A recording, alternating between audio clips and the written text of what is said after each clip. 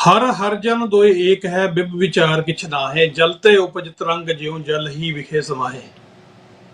ਸਤੰਬਰ ਮਹੀਨੇ ਦੀ 8 ਤਰੀਕ ਹੈ ਜੀ, ਵਰਾ 2025 ਦਿਨ ਸੋਮਵਾਰ। ਸਟੂਡੀਓ ਦੀਆਂ ਘੜੀਆਂ ਮੁਤਾਬਕ ਨਿਊਯਾਰਕ ਦੇ ਸਮੇਂ ਅਨੁਸਾਰ 12:06 ਹੋਏ ਨੇ ਔਰ ਖਾਲਿਸਤਾਨ ਦੇ ਸਮੇਂ ਅਨੁਸਾਰ ਰਾਤ ਦੇ 9:36 ਹੋਏ ਨੇ। ਮੈਂ ਆਪ ਜੀ ਦਾ ਹੋਸਟ ਮਨਵੀਰ ਸਿੰਘ ਪ੍ਰੋਗਰਾਮ ਦਿਲ ਦੀਆਂ ਗੱਲਾਂ ਲੈ ਕੇ ਦਿਲ ਦੀਆਂ ਗਹਿਰਾਈਆਂ ਤੋਂ ਆਪ ਜੀ ਦਾ ਸਵਾਗਤ ਕਰਦਾ ਜੀ। ਆਪ ਜੀ ਨੂੰ ਫਤਿਹ ਅਰਜ ਕਰਦਾ। ਵਾਹਿਗੁਰੂ ਜੀ ਕਾ ਖਾਲਸਾ, ਵਾਹਿਗੁਰੂ ਜੀ ਕੀ ਫਤਿਹ। ਤੋ ਅੱਜ ਦਾ ਪ੍ਰੋਗਰਾਮ ਬੜਾ ਅਹਿਮ ਹੋਣ ਜਾ ਰਿਹਾ ਜੀ। ਜਿਵੇਂ ਤੁਹਾਨੂੰ ਪਤਾ ਹੈ ਕਿ ਸਭ ਤੋਂ ਪਹਿਲਾਂ ਤਾਂ ਇਹ ਦੱਸ ਦਈਏ ਕਿ ਅੱਜ ਦਾ ਪ੍ਰੋਗਰਾਮ ਜਿਹੜਾ ਅਸੀਂ ਸਮਰਪਿਤ ਕਰਦੇ ਹਾਂ ਇੱਕ ਐਸੀ ਰੂਹ ਨੂੰ ਜਿਸ ਦੀ ਜਿਹੜੀ ਕੁਰਬਾਨੀ ਆ ਉਹ ਰੰਗ ਲਿਆ ਰਹੀ ਹੈ ਦੁਨੀਆ ਭਰ ਦੇ ਵਿੱਚ। ਉਸ ਸ਼ਖਸੀਅਤ ਨੂੰ ਯਾਦ ਕੀਤਾ ਜਾ ਰਿਹਾ। ਮੇਰੀ ਮੁਰਾਦ ਹੈ ਸ਼ਹੀਦ ਭਾਈ ਜਸਵੰਤ ਸਿੰਘ ਖਾਲੜਾ। ਸ਼ਹੀਦ ਭਾਈ ਜਸਵੰਤ ਸਿੰਘ ਖਾਲੜਾ ਲਵਾਰਿਸ, ਲਾਸ਼ਾਂ ਦਾ ਵਾਰਿਸ ਜਿਹਨੂੰ ਕਿਹਾ ਜਾਂਦਾ, ਜਿਹਨੂੰ ਆਪਾਂ ਜਾਣਦੇ ਹਾਂ ਕਿ ਕਿਵੇਂ 30 ਵਰ੍ਹੇ ਪਹਿਲਾਂ ਉਹਨਾਂ ਨੂੰ ਸਿਰਫ ਇਸ ਕਰਕੇ ਕਤਲ ਕਰ ਦਿੱਤਾ ਗਿਆ ਸੀ ਪੰਜਾਬ ਦੀ ਪੁਲਿਸ ਵੱਲੋਂ, ਹਿੰਦੁਸਤਾਨ ਦੀ ਗੌਰਮੈਂਟ ਵੱਲੋਂ, ਕਿਉਂਕਿ ਉਹ ਪੁਲਿਸ ਦੇ ਜਿਹੜੇ ਨਜਾਇਜ਼ ਕੀਤੇ ਕੰਮ ਸੀ, ਨਜਾਇਜ਼ ਮੁਕਾਬਲੇ ਨਹੀਂ, ਘਰਾਂ ਚੋਂ ਚੱਕ ਕੇ ਜਾਏ ਜਿਹੜੇ ਖਪਾ ਦੇਣ ਵਾਲੇ ਸਾਡੇ ਨੌਜਵਾਨ ਬਜ਼ੁਰਗ ਮਾਮਾ ਭੈਣਾਂ ਹਰ ਉਮਰ ਦੇ ਜਿਹੜੇ ਉਹਦੇ 'ਚ ਸਿੱਖ ਸ਼ਾਮਲ ਸੀ। ਤੇ ਉਹਨਾਂ ਦੀ ਰਾਹ ਲੱਭਦਾ ਜਿਹੜੀ ਗਿਣਤੀ ਉਹਨਾਂ ਨੇ ਇੱਕ ਐਸਟੀਮੇਟਡ ਲਾਈ ਉਹ 25,000 ਬਣਦੀ ਸੀ। ਤੇ ਮੌਕੇ ਦੇ ਐਸਐਸਪੀ ਸੰਧੂ ਨੇ ਉਹਨਾਂ ਨੂੰ ਕਿਹਾ ਸੀ, ਅਜੀਤ ਸਿੰਘ ਸੰਧੂ ਨੂੰ, ਜਿਹਨੂੰ ਆਪਾਂ ਨਾਂ ਨਾਲ ਜਾਣਦੇ ਹਾਂ, ਕਹਿੰਦਾ ਵੀ ਤੂੰ 25,000 ਲਵਾਰਸ ਲਾਸ਼ਾਂ ਦੀ ਗੱਲ ਕਰਦਾ, ਜੇ 25,000 ਇੱਕ ਵੀ ਹੋ ਗਈ ਤਾਂ ਸਾਨੂੰ ਕੋਈ ਫਰਕ ਨਹੀਂ ਪੈਂਦਾ। ਵਾਕਈ ਉਹਨਾਂ ਨੂੰ ਕੋਈ ਫਰਕ ਨਹੀਂ ਪਿਆ। 30 ਸਾਲ ਹੋ ਗਏ ਨੇ ਪਰ ਉਹ 25,000 ਜਿਹੜੀਆਂ ਲਾਸ਼ਾਂ ਸੀ ਉਹਨਾਂ ਦਾ ਕੋਈ ਹਜੇ ਤੱਕ ਹਿਸਾਬ ਕਿਤਾਬ ਆ ਜਿਹੜਾ ਉਸ ਕਿਸਮ ਦੇ ਨਾਲ ਨਹੀਂ ਹੋਇਆ ਜਿਵੇਂ ਹੋਣਾ ਚਾਹੀਦਾ ਸੀ। ਸੋ ਇਹ ਸਿੱਖਾਂ ਦੀ ਇੱਕ ਕਹਾਣੀ ਹੈ ਜੀ ਜਿਹੜੀ ਦਰ-ਬਦਰ ਚੱਲਦੀ ਰਹਿੰਦੀ ਹੈ। ਪਰ ਅੱਜ ਜਿਹੜੀ ਗੱਲਬਾਤ ਅਸੀਂ ਕਰਦੇ ਜਾ ਰਹੇ ਹਾਂ ਕਿ ਕੌਮੀ ਨਿਰਮਾਣ ਕੀ ਹੈ, ਨੇਸ਼ਨ ਬਿਲਡਿੰਗ ਦੇ ਉੱਤੇ ਆਪਾਂ ਗੱਲ ਕਰਾਂਗੇ ਕਿ ਹਜੇ ਤੱਕ ਅਸੀਂ ਉਹ ਉਪਰਾਲੇ ਨਹੀਂ ਕਰ ਸਕੇ ਕਿ ਅਸੀਂ ਇੱਕ ਆਪਣੀ ਕੌਮ ਨੂੰ ਇੱਕ ਖੁਦ ਮੁਖਤਿਆਰ ਖਿੱਤਾ ਜਿਹੜਾ ਉਹ ਪ੍ਰੋਵਾਈਡ ਕਰਾ ਸਕੀਏ। ਕਮੀਆਂ ਕਿੱਥੇ ਨੇ, ਕੀ ਸਾਡੇ ਦੁਸ਼ਮਣ ਵੱਧ ਨੇ ਜਾਂ ਸਾਡੇ ਵੱਲੋਂ ਕੋਈ ਘਾਟ ਹੈ? ਸਾਰੀ ਗੱਲਬਾਤ ਦੇ ਉੱਤੇ ਗੱਲ ਕਰਨ ਦੇ ਲਈ ਅੱਜ ਸਾਡੇ ਨਾਲ ਦੋ ਸ਼ਖਸੀਅਤਾਂ ਜੁੜੀਆਂ ਨੇ। ਸਭ ਤੋਂ ਪਹਿਲਾਂ ਜਿਹੜੀ ਸਾਡੇ ਕੋਲ ਅਹਿਮ ਸ਼ਖਸੀਅਤ ਪੰਜਾਬ ਤੋਂ ਆਏ ਨੇ, ਭਾਈ ਸਾਹਿਬ ਭਾਈ ਗੁਰਨੇਕ ਸਿੰਘ ਜੀ, ਸਿੱਖ ਐਕਟਿਵਿਸਟ ਨੇ ਔਰ ਨੇਸ਼ਨ ਬਿਲਡਿੰਗ ਦੇ ਵਿੱਚ ਬਹੁਤ ਵੱਡੇ ਉਪਰਾਲੇ ਇਹਨਾਂ ਵੱਲੋਂ ਕੀਤੇ ਜਾ ਰਹੇ ਨੇ, ਪੋਲੀਟੀਕਲ ਤੌਰ ਤੇ ਵੀ, ਧਾਰਮਿਕ ਤੌਰ ਤੇ ਵੀ ਔਰ ਜਿਹੜੀ ਵਿਦਿਅਕ ਤੌਰ ਤੇ ਵੀ ਇਹ ਸੇਵਾਵਾਂ ਜਿਹੜੀਆਂ ਉਹ ਦਿੰਦੇ ਨੇ। ਵੱਡੇ ਪ੍ਰੋਜੈਕਟ ਨੇ ਇਹਨਾਂ ਦੇ ਕੋਲ। ਕੀ ਕਰਦੇ ਨੇ ਉਹਦੇ ਬਾਰੇ ਗੱਲਬਾਤ ਕਰਾਂਗੇ। ਉਹਨਾਂ ਦੇ ਨਾਲ ਸਾਡੇ ਨਾਲ ਜੁੜਨਗੇ ਸਰਦਾਰ ਰਣਜੀਤ ਸਿੰਘ ਡਾਇਰੈਕਟਰ ਨੇ ਯੂਨਾਈਟਿਡ ਸਿੱਖਸ ਕੈਨੇਡਾ ਦੇ। ਸੋ ਸਰਦਾਰ ਰਣਵੀਰ ਸਿੰਘ, ਮੈਨੂੰ ਮਾਫ ਕਰਿਓ ਜੀ, ਮੈਂ ਕੋਈ ਨਾਂ ਥੋੜਾ ਜਿਹਾ ਗਲਤ ਲੈ ਗਿਆ। ਸਰਦਾਰ ਰਣਵੀਰ ਸਿੰਘ ਵੀ ਸਾਡੇ ਨਾਲ ਜੁੜਨਗੇ ਕੈਨੇਡਾ ਤੋਂ। ਔਰ ਆਪ ਜੀ ਦਾ ਜ਼ਿਆਦਾ ਵਕਤ ਨਾ ਲੈਂਦੇ ਹੋਏ ਆਪਾਂ ਆਪਣੇ ਦੋਨਾਂ ਮਹਿਮਾਨਾਂ ਨੂੰ ਫਤਿਹ ਅਰਜ ਕਰਦੇ ਹਾਂ ਜੀ। ਸਰਦਾਰ ਸਾਹਿਬ, ਵਾਹਿਗੁਰੂ ਜੀ ਕਾ ਖਾਲਸਾ, ਵਾਹਿਗੁਰੂ ਜੀ ਕੀ ਫਤਿਹ ਜੀ। ਵਾਹਿਗੁਰੂ ਜੀ ਕਾ ਖਾਲਸਾ, ਵਾਹਿਗੁਰੂ ਜੀ ਕੀ ਫਤਿਹ ਜੀ। ਬਹੁਤ ਧੰਨਵਾਦ ਤੁਹਾਡਾ, ਤੁਸੀਂ ਸਾਡੇ ਨਾਲ ਸਮਾਂ ਕੱਢਿਆ, ਜੁੜੇ ਹੋ ਤੇ ਆਪਾਂ ਗੱਲਬਾਤ ਜਿਹੜੀ ਅੱਜ ਦੀ ਸ਼ੁਰੂ ਕਰਦੇ ਹਾਂ। ਸਰਦਾਰ ਗੁਰਨੇਕ ਸਿੰਘ ਜੀ, ਪਹਿਲਾ ਸਵਾਲ ਮੇਰਾ ਤੁਹਾਡੇ ਤੋਂ ਆ ਕਿ ਨੇਸ਼ਨ ਬਿਲਡਿੰਗ, ਕੌਮੀ ਨਿਰਮਾਣ ਕੀ ਹੈ ਤੇ ਅਸੀਂ ਇਹਦੇ ਵਿੱਚ ਕੀ ਉਪਰਾਲੇ ਕਰ ਰਹੇ ਹਾਂ ਜੀ? ਵਾਹਿਗੁਰੂ ਜੀ, ਕੌਮੀ ਨਿਰਮਾਣ, ਕੌਮ ਦੀ ਉਸਾਰੀ, ਕੌਮ ਦੀ ਚੜ੍ਹਦੀ ਕਲਾ ਨੂੰ ਆਪਾਂ ਕਹਿ ਸਕਦੇ ਹਾਂ ਜੀ। ਇਹਦੇ ਕਈ ਪੱਖ ਨੇ ਜੀ। ਧਾਰਮਿਕ ਪੱਖ, ਰਾਜਨੀਤਿਕ ਪੱਖ ਤੋਂ ਕੌਮੀ ਉਸਾਰੀ, ਸਮਾਜਿਕ ਪੱਖ ਤੋਂ, ਆਰਥਿਕ ਪੱਖ ਤੋਂ ਬੇਸ਼ੱਕ ਪੰਥ ਦੇ ਮਾਲਕ ਧੰਨ ਗੁਰੂ ਗ੍ਰੰਥ ਸਾਹਿਬ ਸੱਚੇ ਪਾਤਸ਼ਾਹ ਜੀ ਹੈ, ਉਸ ਪੱਖ ਤੋਂ ਆਪਾਂ ਕਹਿ ਸਕਦੇ ਹਾਂ ਕਿ ਢਹਿੰਦੀ ਕਲਾ ਹੋ ਹੀ ਨਹੀਂ ਸਕਦੀ। ਪਰ ਦੁਨਿਆਵੀ ਪੱਖ ਤੋਂ ਜਦ ਆਪਾਂ ਵੇਖਦੇ ਹਾਂ ਸਾਡੀਆਂ ਜ਼ਿੰਮੇਵਾਰੀਆਂ ਵਾਲੇ ਪੱਖ ਤੋਂ, ਤਾਂ ਕਿਤੇ ਨਾ ਕਿਤੇ ਜਿਹੜੀਆਂ ਕਮੀਆਂ ਹੈ ਉਹ ਰੜਕਦੀਆਂ ਹੈ ਕਿ ਸਾਡਾ ਜਿਹੜਾ ਸਿਆਸੀ ਧਿਰ ਹੈ ਉਸ ਪੱਖ ਤੋਂ ਵੀ ਅਸੀਂ ਬੜੇ ਕਮਜ਼ੋਰ ਹਾਂ ਜੀ। ਧਾਰਮਿਕ ਪੱਖ ਤੋਂ ਸਾਨੂੰ ਕਮਜ਼ੋਰ ਕਰਨ ਦੇ ਯਤਨ ਲਗਾਤਾਰ ਜਾਰੀ ਹੈ। ਤੋ ਉਹਦੇ 'ਚ ਆਪਾਂ ਇਹ ਕਹਿ ਸਕਦੇ ਹਾਂ ਕਿ ਨਿਘਾਰ ਆਉਣ ਦਾ ਕਾਰਨ ਗੁਰੂ ਵੱਲੋਂ ਤਾਂ ਕੋਈ ਕਸਰ ਨਹੀਂ ਹੈ ਜੀ, ਉਹਨਾਂ ਵੱਲੋਂ ਤਾਂ ਸਦਾ ਕਿਰਪਾ ਰਹਿੰਦੀ ਹੈ।